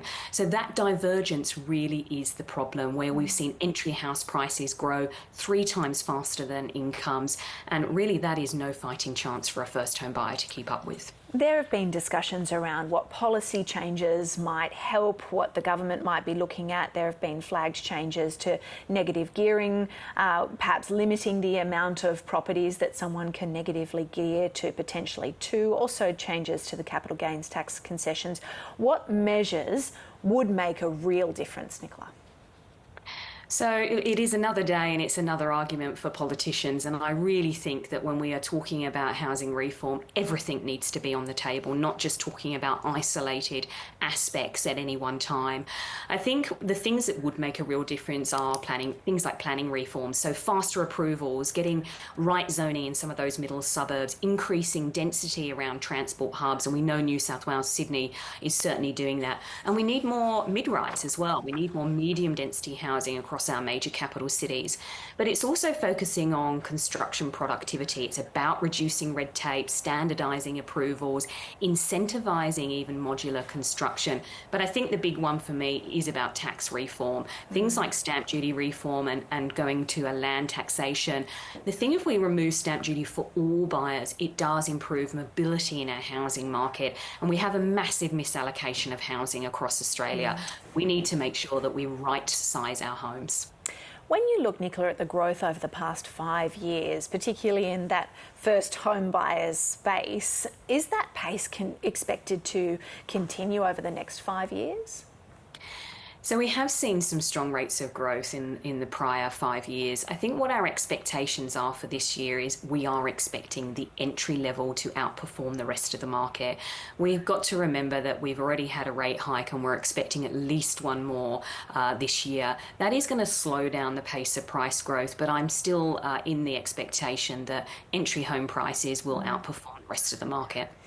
Nicola Powell, we really appreciate you joining us this morning. Thank you so much. Thank you. And we'd love to hear from you on this topic this morning. We know a lot of people have a lot of thoughts on these questions. Should there be changes to negative gearing or capital gains tax concessions? What Nicola was talking about, she was saying everything makes a difference and that things really have to be on the table. But we'd like to hear about what changes you think there should be and what that looks like. Yeah, you can send your emails to breakfast@your.abc.net.au, or you can text us on 04 ABC 3 News. That's 04 ABC 3 News. And remember, if you do text in, don't forget to tell us your name. We know that this is bold tax reform. It was political dynamite a few years ago for Bill Shorten, but it seems that there are reports Treasury is modelling such things. The government is at this stage ruling it out, but there's a bottom line of a budget. They haven't ruled it out at this stage. So we'll wait and see. We'd love to know your thoughts. Budget on the horizon. So we'll be talking about this, I'm sure, in the weeks and months to come as well. Overseas now, Pakistan says its military operation inside Afghanistan is ongoing as tensions between the two neighbours spiral. Islamabad has confirmed air and ground strikes in major cities including Kabul and Kandahar, while Taliban officials claim they've launched retaliatory attacks. Now, both sides have reported heavy casualties, issuing conflicting death tolls. South Asia Bureau Chief Meghna Bali reports. Well, we're starting to get a clearer picture of the scale of these strikes and the competing claims from both sides. Now, Pakistan says it launched air and ground strikes targeting what it calls militant bases. It accuses the Afghan Taliban of sheltering fighters from a group known as the Tehreek-e-Taliban Pakistan, or TTP, which has carried out deadly attacks inside Pakistan. Now, the Pakistani military claims more than 270 Taliban officials have been killed since Thursday night, and that it's taken control of 18 military positions. The Taliban in Afghanistan denies harbouring militants. It says 55 Pakistani soldiers have been killed in retaliatory attacks, and that it's captured several border posts. And as you'd expect, both governments are flatly rejecting the other's versions of events. What we can independently see is the impact on civilians. Verified video from Western Kabul shows thick black smoke rising above a residential area that contains government and military buildings. We were all asleep when the plane came very low. As soon as I heard the sound of the aircraft, I got up from my place. I saw the plane descend and drop 2 bombs. Then it went back up again. It was around 2 a.m. All of us, including the women, ran downstairs. Neither side has provided details about civilian deaths, but footage from a hospital near the Pakistani border shows wounded people filling beds after an airstrike there. For many Afghans, this is deeply unsettling. The country is already struggling with poverty and hunger, especially since international aid fell away after the Taliban returned to power. The Taliban's chief spokesman says they want to resolve their issues through dialogue with Pakistan, but there's also deep mistrust. And we've seen this cycle before. Militant attacks inside Pakistan, followed by Pakistani attacks inside Afghanistan, and then retaliation. For now, there's no clear off-ramp, and fears that this cycle could harden into something much more prolonged. As Meghna Bali reporting there. Time now to talk sport. Again, Jared Coote is back with us now. The Asian Cup gets underway tomorrow in Perth, Jared. Yeah, it certainly does. The Women's Soccer Asian Cup. We saw how big the World Cup was when it was hosted here in Australia. Same thing here for the Asian Cup. The Matildas will take on the Philippines to open the tournament. That will be tomorrow. Now, joining me to discuss the match and the tournament is football commentator Ned Hall. Ned, thanks for your time this morning, mate. It's the Philippines first up for the Matildas. How do you like their chances in this match, but I guess more importantly, the rest of the tournament as well? Yeah, look, Jared, there'll be big expectations for the Matildas overall for the tournament, particularly off the back of the success people saw here during the World Cup. I think people just almost expect that they'll breeze through this tournament and come away with the trophy. Won't be that easy. Even against the Philippines made it to the semi-finals of the Asian Cup in the last time it was played, when the Matildas actually went out in the quarterfinals against South Korea, one of their other group opponents. But I think Australia have improved since then. I'd expect them to be able to beat the Philippines, and then they play Iran on Thursday on the Gold Coast, and then finish off the group stage in Sydney a week on Sunday against Korea. The big threat in the tournament is Japan. They're the number 1 ranked team out of the Asian clubs here, Asian teams here, I should say. And they are a very good side. They've got lots of players playing at top clubs around Europe, and they'll definitely pose the biggest threat for me for Australia for the tournament. All right, now, as for the team itself, it's a bit of a mixture this time around, youth, experience in the squad. But are you expecting some familiar faces to be in that starting 11? Yeah, I think the core is still pretty much going to be the same as we saw back in 2023. The good news is that it looks like Sam Kerr is fit and ready to go for match 1 this time, which she wasn't in 2023. She's been starting a few games for Chelsea, coming on off the bench an awful lot for them as well. Mary Fowler has also started a game for Manchester City last time out, but she's not played a lot of football over the last 12 months. So she's less likely to be starting for the Matildas.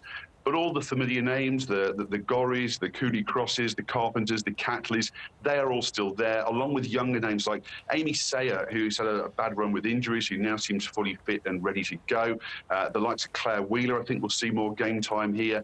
And also other players like Holly McNamara, who plays in Australia in the A-League. I think she's going to feature a bit in the tournament too. Now, we mentioned the millions of people that watched Australia at that last World Cup. There's a new coach since then, Joe Montemurro. He's about 9 months into his tenure. He plays a bit of a different playing style. What can we expect from how the Matildas will actually play? They were a lot more fluid under Joe Montemurro. I think that's something he's mentioned himself, that he was commenting that when his squad was revealed, they all had their positions listed in there, which is not something he's a big believer in. He's more of someone who likes the players to be able to move around the field a lot more freely. They beat New Zealand 5-0 in Gosford at the end of last year in November, and it was a really good attacking performance by them. The likes of Kyra Cooney-Cross and Katrina Gorry in midfield got forward a lot more. They're attacking a lot more, whereas under Tony Gustafsson, they sat back and defended an awful lot more and didn't really move out of their position. So you'll see a more fluid attacking style, I think, under Joe Montemuro. That's what he wants from his players as well. It'll be a bit more exciting, but he wants them to be defensively very solid as well. So he's already made a few changes to that. I also think you'll see the players playing with a bit more of a smile on their face. They seem to be enjoying having Matilda's shirt on once again after some difficult times following the last World Cup, a tricky Olympic campaign, a spell without a full-time coach in charge. Now Joe Montemuro's come back in. I think they've got the enjoyment back again. Yeah, well, let's hope that enjoyment and that new playing style reflects with some positive results and hopefully going through and winning the tournament. Ned, I really appreciate your time this morning. Pleasure, Joe. No problem. Ned Hall there. He'll be commentating the tournaments. You can listen to it on the ABC radio as well, which is good news. And, yeah, let's hope the Matildas win. A lot of people think they're going to win, but tough opposition ahead and higher-ranked teams in there as well. Absolutely. Thanks, Jared. Thank you.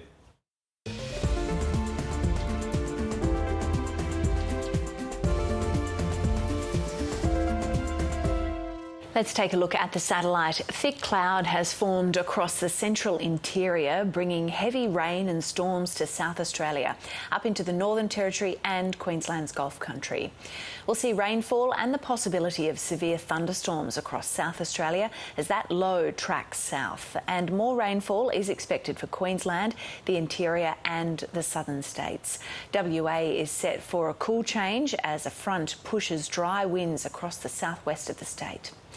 Looking around the country now, in Queensland, partly cloudy in the south with widespread showers and isolated thunderstorms over the Cape York Peninsula and Central Coast. Showers expected in the southeast. For New South Wales and the ACT, scattered showers along the coast, potentially severe thunderstorms in the far west. Easterly winds cooling things down along the far north coast. It'll be dry and partly cloudy elsewhere.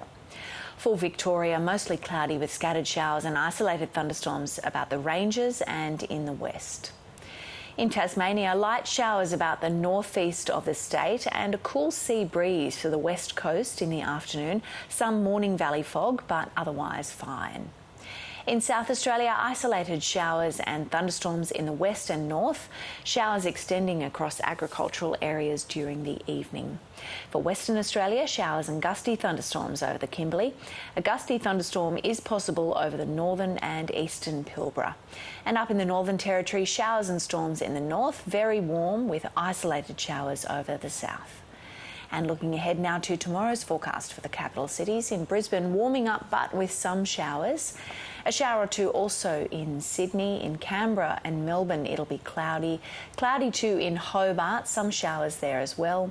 In Adelaide, thunderstorms expected. A sunny day in Perth and showers for Darwin. Let's update the top stories on Weekend Breakfast. Former US President Bill Clinton has told lawmakers investigating Jeffrey Epstein that he saw nothing and did nothing wrong. The testimony comes after his wife, former Secretary of State Hillary Clinton, faced a 6-hour grilling at the Congressional Committee. A 20-year-old man has been charged with planning a terror attack in Western Australia, suspected of targeting Parliament House, a police headquarters and Muslim places of worship. Jason Joseph Michaels faced court yesterday after police allegedly seized guns, knives and ammunition from his Bindoon home north of Perth. Authorities say they believe Michaels had been radicalised online into white supremacist ideology. Pakistan and Afghanistan have continued exchanging strikes overnight after an escalation in cross-border attacks led Pakistan to declare it is in open war with its northern neighbour. It follows months of clashes and the collapse of a fragile ceasefire reached in October. And Israel's Supreme Court has temporarily allowed dozens of aid groups to continue operating in Palestinian territories while it considers their petition against new rules. The groups say the government's requirements to share all staff information poses a risk to their safety. Now for a look at what's making headlines in Australia's newspapers and online this morning. First to the Saturday paper, which has an exclusive report claiming the Albanese government still hasn't published a framework for its consent education initiative that was promised 4 years ago. But states and territories have already spent half of their $83 million in funding on programs that haven't been evaluated. The Sydney Morning Herald delves into the killing of grandfather Chris Bagsarian, labelling it the latest example of the erosion of the criminal code in Sydney's underworld. And the Brisbane Times looks back on a week where some of the biggest companies slashed thousands of jobs in the face of the artificial intelligence era. And for more on that and a few other headlines making stories today, we are joined by disability advocate Sam Drummond. Sam, great to have you on Weekend Breakfast again. Now, AI, the era of AI, it's no longer something we're sort of talking about for the future. It certainly is here. It's right here, and this has been a huge week in developments for AI and employment. We've had 2,000 jobs from WiseTech being cut because of AI. The Commonwealth Bank has cut 300 jobs, and fintech company Block has also cut 4,000 jobs worldwide, and there's Australian jobs among them. The Commonwealth Bank really made it clear that they are what they are calling paired with investment. And so they're trying to quell all those fears of people saying our jobs are going and services are going to be automated through AI. I think if you go out on the street, you talk to your friends, your family, there's a real feeling out here that the jobs are going to be taken.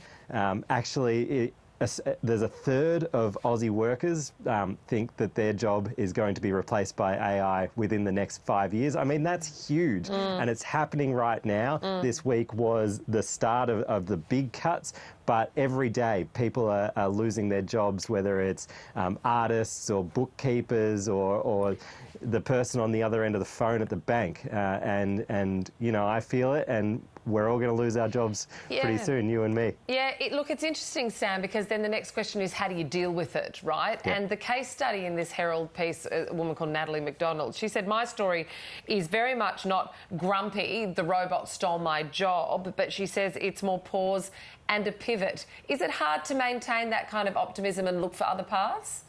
It's always hard when you have this massive disruption, and we see it quite often. We've seen it before with all of the technology revolutions. The Industrial Revolution changed a lot of jobs. I think one problem with that is that you know, the old jobs don't necessarily come back. So when you have middle-aged and older workers losing their jobs to this technology, then they don't necessarily fill the jobs that are created by the technology. But also I think AI is fundamentally different in the way that it's changing jobs. So it's been sold to us as you get to put your feet up and enjoy life more, but that's no comfort to the person who doesn't have any money to begin with, or to be able to enjoy that good life, or to be able to pivot and go to the next job. So, you know, we're going to see over the next 5 years, I think, winners and losers. Huge change, and there will be winners, there'll be losers. Yeah. Sam, you're in Melbourne, and you could be getting some pretty extreme water restrictions because there are real concerns about the low rainfall and the dam levels there dropping to pretty low levels too.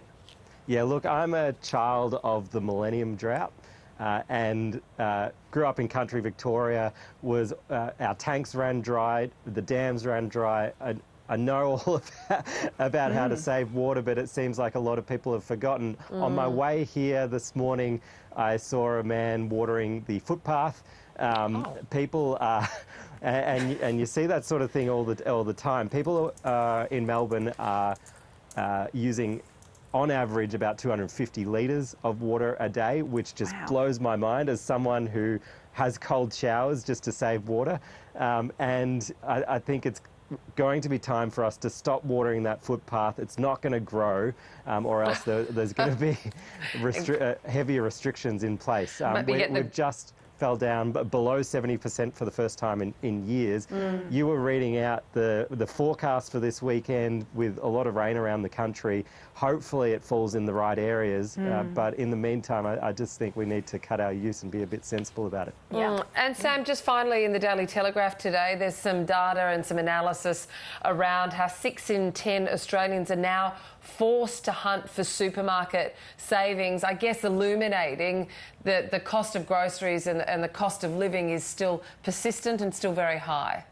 Yeah, this was a report done by ING and showed that 6 in 10 are searching for the savings, and they're using those the savings loyalty programs, which I got to admit I absolutely hate. Every time someone asks me whether I'm part of the loyalty program at the supermarket, I am, but I shake my head because I don't think it's going to do anything. And then the supermarkets are coming under fire for their fake savings. So you think that something might be cheap, and actually they've just bumped the price up. I was talking to a friend who's just moved back from the UK recently, and she's talking about how, comparatively things are quite well priced, but then listed some things that are quite expensive. Deodorant was one of them that's more expensive than England. And I just said, look, you've got to wait for the savings. Do not buy deodorant for any less than half price or any more than half price. And I think other people are cottoning on to that as well. So, there are certain things that, people are, 86% of people are buying things that are about to expire when usually would have just thrown that out. And people are really incorporating that into their daily lives. Absolutely. You've got to wait till things are on sale, then buy them up. Then price. Sam, always great to speak to you. Sam. Thank you. Thanks for having me. All those sorts of things, if they're incorporated in everyday life, can actually make real savings to your bottom line. Half price is not nothing. If you're making a chicken dish for dinner tomorrow night and it goes off tomorrow, buy it. Yeah. Why not for 25% off? Chicken dinner at Kat's I promise house. to not poison you. Well, new drone data has revealed how ineffective nets and drumlines are in keeping sharks away from popular beaches. The data released under Queensland's right to information laws has shark experts calling on policymakers to embrace new methods. Just off some of Queensland's favourite beaches are coloured buoys. They're holding up the state's shark control program. Long nets and arrays of baited hooks, known as drumlines. It's certainly not a protective barrier at all. In fact, most people, when they find that out, are a little bit surprised. The Queensland Government conducted a 4-year trial using shark spotting drones. Coordinates of shark sightings highlight what experts already knew. The majority of shark sightings in Queensland are still on what the average person would perceive as the inside or the beach side of nets and drumlines. Mapping the data isn't meant to alarm, but Andre Burrell says people need to know and governments need to make clear nets and drumlines don't make the water shark-free. And that false sense of security, or that misunderstanding, if you like, that can change how people make decisions. They might venture into the ocean in conditions where maybe they shouldn't because they think, I'm bulletproof, I'm behind a shark net. Those who study shark behaviour say nets and drumlines are designed to kill large sharks. Effectiveness is an interesting one. We know that it has had impact on the populations. Fortunately, most of those that we've seen from the drone footage are small, harmless animals. The trial was hailed a success and expanded and made permanent. Some argue the drones make lethal shark control measures redundant, but the government has no plans to remove it. Technology is our way forward, not hooks and nets and hoping and praying. Will Murray, ABC News. Well, the UK Labor government has suffered another major blow, losing a by-election for a seat it's held for more than a century. It comes amid declining support for Prime Minister Sir Keir Starmer and a surge in support for populist alternatives. Europe correspondent Elias Kluwer reports from London.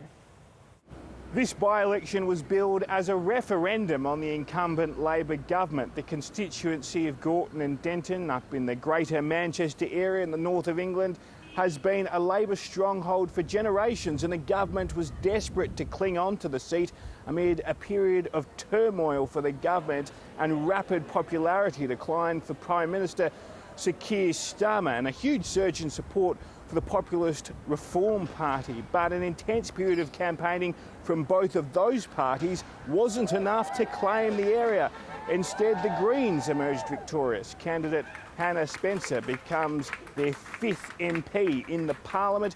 She's a local plumber and she apologised to her clients with leaky taps and busted pipes. Unfortunately, now she has other priorities, but she said she won the seat because Britons struggling with the cost of living want change. Because life has changed. Instead of working for a nice life, we're working to line the pockets of billionaires. Reform, running on a platform of anti-immigration, placed second in the by-election. Labor placed third. And for Prime Minister Sir Keir Starmer, well, his leadership appears safe for now, but he's conceded he's extremely disappointed with the result. Incumbent governments quite often get results like that mid-term, but I do understand that voters are frustrated. They're impatient for change. I will also fight against extremes in politics, on the right and the left, parties who want to tear our country apart. UK politics seems to be following a trend we're seeing play out globally, including in Australia. Populism isn't just gaining in popularity, it's now winning elections and becoming a legitimate political force. And that's coming at the expense of established parties looking to position themselves in the so-called sensible centre. Here in the UK, the next national election isn't for another 3 years, but this by-election will be a wake-up call to the major parties.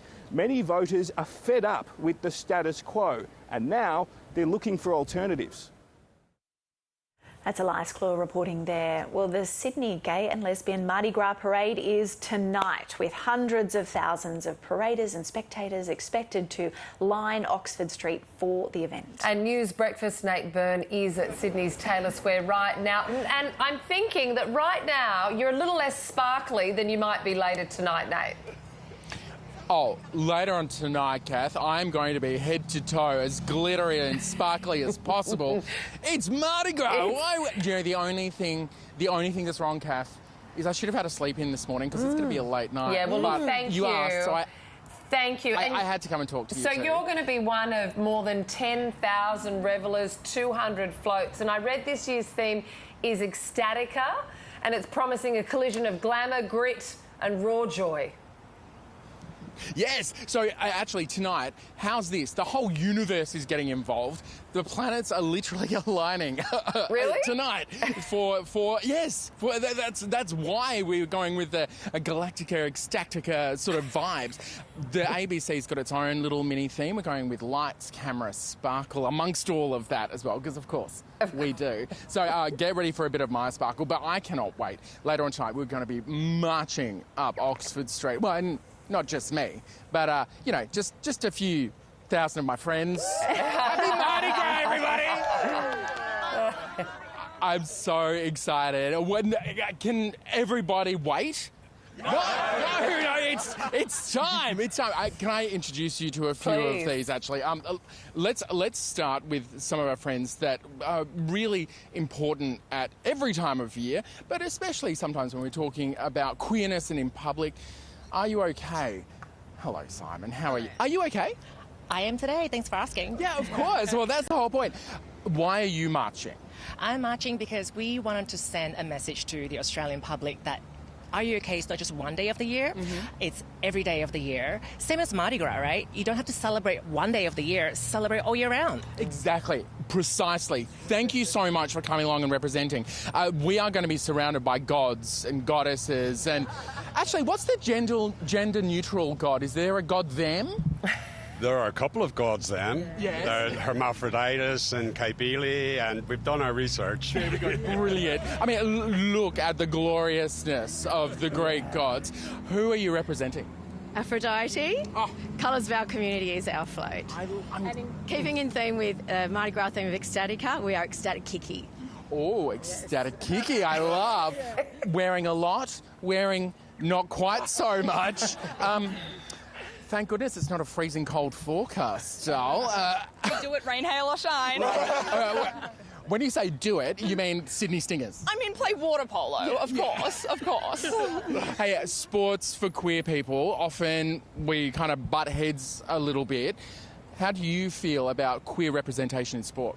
I mean, I think it's extremely important, and I think coming to do these floats, it like really puts the message out that like you can play sport, there's people, there's community there for you, and you can find your place anywhere. Yeah, and you could find some more clothes. No, it's totally fine. You're going to see a lot less of this on Oxford Street tonight, but maybe not any more than this. Oh my gosh. This is a work of art. Who are you representing as you march down Oxford Street? So today I represent for the capital of equality.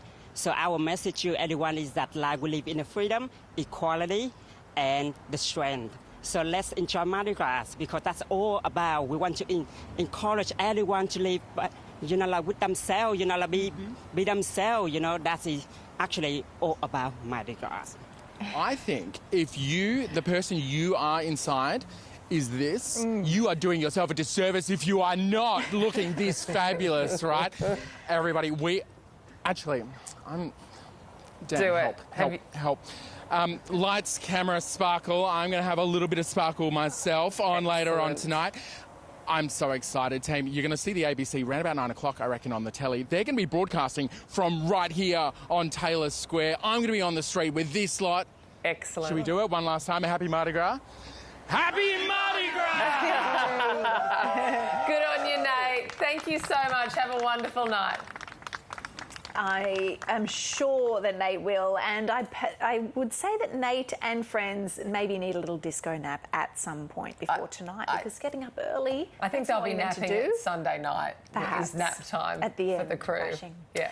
Well, let's head over to Antarctica now because it's the coldest, driest and windiest continent on the planet. But at Casey Station, Australian expeditioners can still grow fresh herbs and vegetables right throughout the year, and that's all thanks to a hydroponics facility. At Australia's largest base in Antarctica, the temperature can plunge below minus 30 degrees. But inside this converted shipping container, it almost feels like the tropics. It's about 24 degrees. It's pretty nice. It's a bit humid. It's a nice place to come and warm up again after being outside. Scott Newman is one of the station's electricians, but he also helps manage the hydroponics facility. We keep it a constant temperature. There's no big winds. There's no frost. Inside this room, it's a pretty stable environment, summer all year round. The conditions are perfect for growing all sorts of vegetables and herbs. We mainly grow tomatoes, cucumbers, heaps of lettuce, silver beet, mint, kale, bok choy, bok choy, basil, sage. Over the past 12 months, the station's edible garden has generated 130 kilos of fresh produce, including plenty of juicy tomatoes. Oh, it's better than the shops. Like, this is all vine-ripened tomatoes. Shop-ripened tomatoes is gas-ripened. Casey receives only one resupply voyage from Australia each year, so the homegrown herbs and veggies make a big difference for the station's chefs when the imported supplies run out. We've had some beautiful tomatoes and cucumbers, and which will be featured in today's lunch. We're very lucky that we can access those things throughout the season. Keeping the station's hungry workers happy and healthy throughout the year. Jono Gibson, ABC News, Casey Station. Now, earlier this hour, we spoke to Nicola Powell, who is one of the economics chiefs at Domain, about the housing market. And Domain has found that first home buyers right across the country can't afford to be getting into the market. And so we've been asking your thoughts on potential changes to how the system is set up, what you'd like to see. There's been changes potentially flagged to negative gearing, to also capital gains tax concessions as well. We've got some responses in, as we expected. This is a topic that gets a lot of responses, a lot of people going.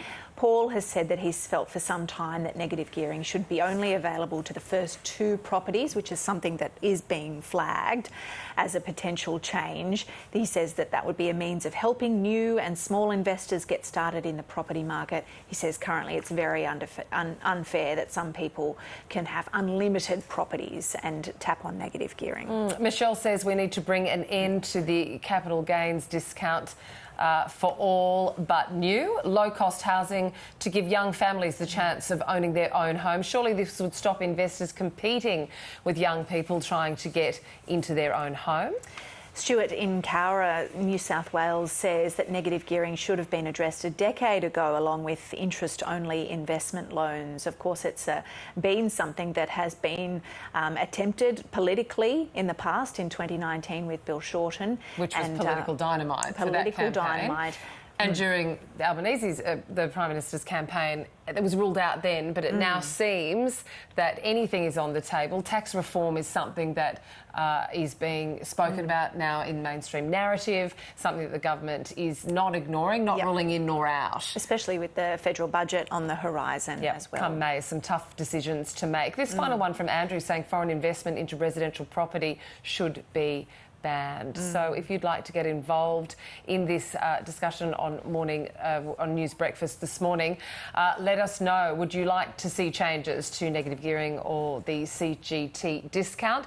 Emails to breakfast@your.abc.net.au, or you can text on 04 ABC 3 News. Now, as we know, the budget is going to be handed down in May. These are really live conversations that are happening at the moment. There was news out yesterday that Treasury was modelling options to curb the tax break on negative gearing, and the Treasurer in that media conference yesterday would not be drawn necessarily on that. So it's definitely a live discussion. We've got another comment in here from Cameron. He says, can I point out that if this is a national emergency, which he says it absolutely is, he says, where is the discussion around the need to divert other construction to building homes for people? We talk about a luxury tower on the Gold Coast, diverting tradies to working on houses for rich people, helping the country. So he's talking about building more, because obviously the demand is there, and that's such a key part of it, is the supply. Yeah, and that supply takes a long time. Exactly. So that's where there's an issue with timing in all of that. So, yeah, get amongst the conversation. The details there on the screen. All right, it is time to check in with what's happening on your social media algorithm now. Our digital reporter Amal Webby joins us now. Hello. Great to have you in this morning. Now, of course, it's Ramadan at the moment, and we're seeing online that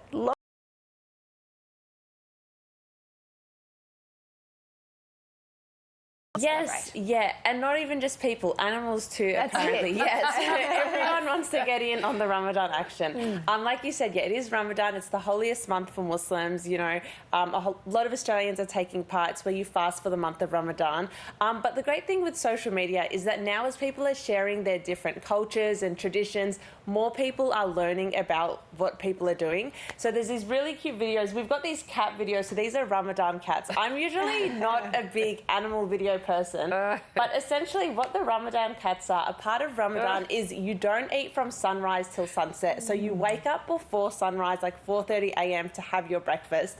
And people have been uploading videos of their cats, like really confused what they're doing up at that time. And like usually I think that's when the cats kind of own the house. So you see them like really just trying to figure out what's going on. So I've been loving the Ramadan cat side of TikTok. That one's been really fun. Yeah, and the lovely ones is, I think one that we've got to show is, you know, a little kid wanting to celebrate Ramadan, getting it a little bit confused with Lunar New Year. Yes. And the mum going, okay, well, I don't quite know how to celebrate it, but I'm going to find out. Yes. Everyone's embracing it. Yeah, no, it was a really cute video. I think it was like a 4-year-old girl. I think some of her friends at school were taking part in Ramadan and she wanted to take part. And like you said, actually, I think this year is the first time Ramadan, Lunar New Year and Lent have all happened at the same time. So it's actually quite a special time as well. I think we've got that video. It's really cute. And I will look into it, but I don't know how to celebrate it right now. I know how to celebrate. We eat Wednesday and we stay up late. That's how we celebrate Ramadan. And you also look at real dragons. You look at real dragons? She's like, please, someone help me. Yeah, look, I gotta say, I don't know about the real dragons. I would love to take part in that. I don't know what that part of Ramadan is. I think that's the Lunar New Year action. Yes. Now, Amal, we are very invested in Punch. Along with the rest of the Yes. world, Yeah. we need an update. Yeah, so Punch the monkey, if you haven't seen, he went viral. He's this little 7-month-old monkey in this Japanese zoo. Essentially, he was abandoned by his mother at birth, so the zoo gave him this little orangutan, and there has clearly been an outpour of support, and now that plush orangutan, which they sell at IKEA, is completely sold out. You can't get it anywhere, which clearly is the logical next step of this story. People are actually reselling it online for like twice the price. So if you do have cashing in on Punch. they are poor Punch. But I was thinking, if you do have an orangutan toy around the house, now could be the time to cash in because everyone wants to get their hands on these toys. The zoo has given updates around Punch. Apparently now he's socialising with the other monkeys really well because he first went really viral. Yeah, when everyone saw these videos of him being excluded by the other monkeys, Bullied. Yeah, it was. It's quite confronting. When I was watching it, I was like, is this natural for them? Yeah. But the zoo has assured us he's doing well. He's still got his orangutan friend, but now everyone wants one as well. So if you are after that, I think you are going to struggle to find one. You can cash in. Yeah, or if you've got one, you can totally cash in right now. Well, we're very invested here. Totally. Any chance to run some vision and a Punch doing well because I think we all stand with Punch. Yeah, we all stand with Punch, 100%. Okay, Amel, I think we are probably out of time. We'll talk about Boy Kibble next time that we see this new crazy trend. Oh, we've got a minute to go. Okay. 30 seconds. What's going on with boys eating what online? Yeah, so remember Girl Dinner when it's a fun little cute snack plate? Boy Kibble is the opposite. It's about maximising your nutrients and minimal effort. It's literally just rice and meat, and it's taken over TikTok. I must admit, I feel like I have this dinner quite a bit, but I think the difference between a normal meal and I think what Boy Kibble is spices. I think if these people start putting spices in it and some vegetables, it wouldn't look so upsetting. But essentially, like, it's just these guys posting on TikTok. They're like, this is how you're going to get, your dream body. This is how you're going to get all the nutrients you need without any effort. But I much prefer staying on the Girl Dinner side. We've got, like, cute little snacks and cucumbers. It's much more a bit of variety. And as with everything in moderation. Exactly. Thank you so much. Thank Good you. to see you. Thanks, Amel. Well, stick around. We've got plenty more to come on Weekend Breakfast next hour. We'll see you then. And You're sitting across from the police officer. What did he say? Je vois 1, 2, voire 3 photos et je ne réalise pas que cette femme puisse être moi. Quand il me mettait dans mes repas, je m'effaçais complètement. You had to face the 50 co-defendants. Et des moments, j'ai eu envie d'hurler, mais je ne voulais pas leur laisser ce plaisir. It seems that you are rebuilding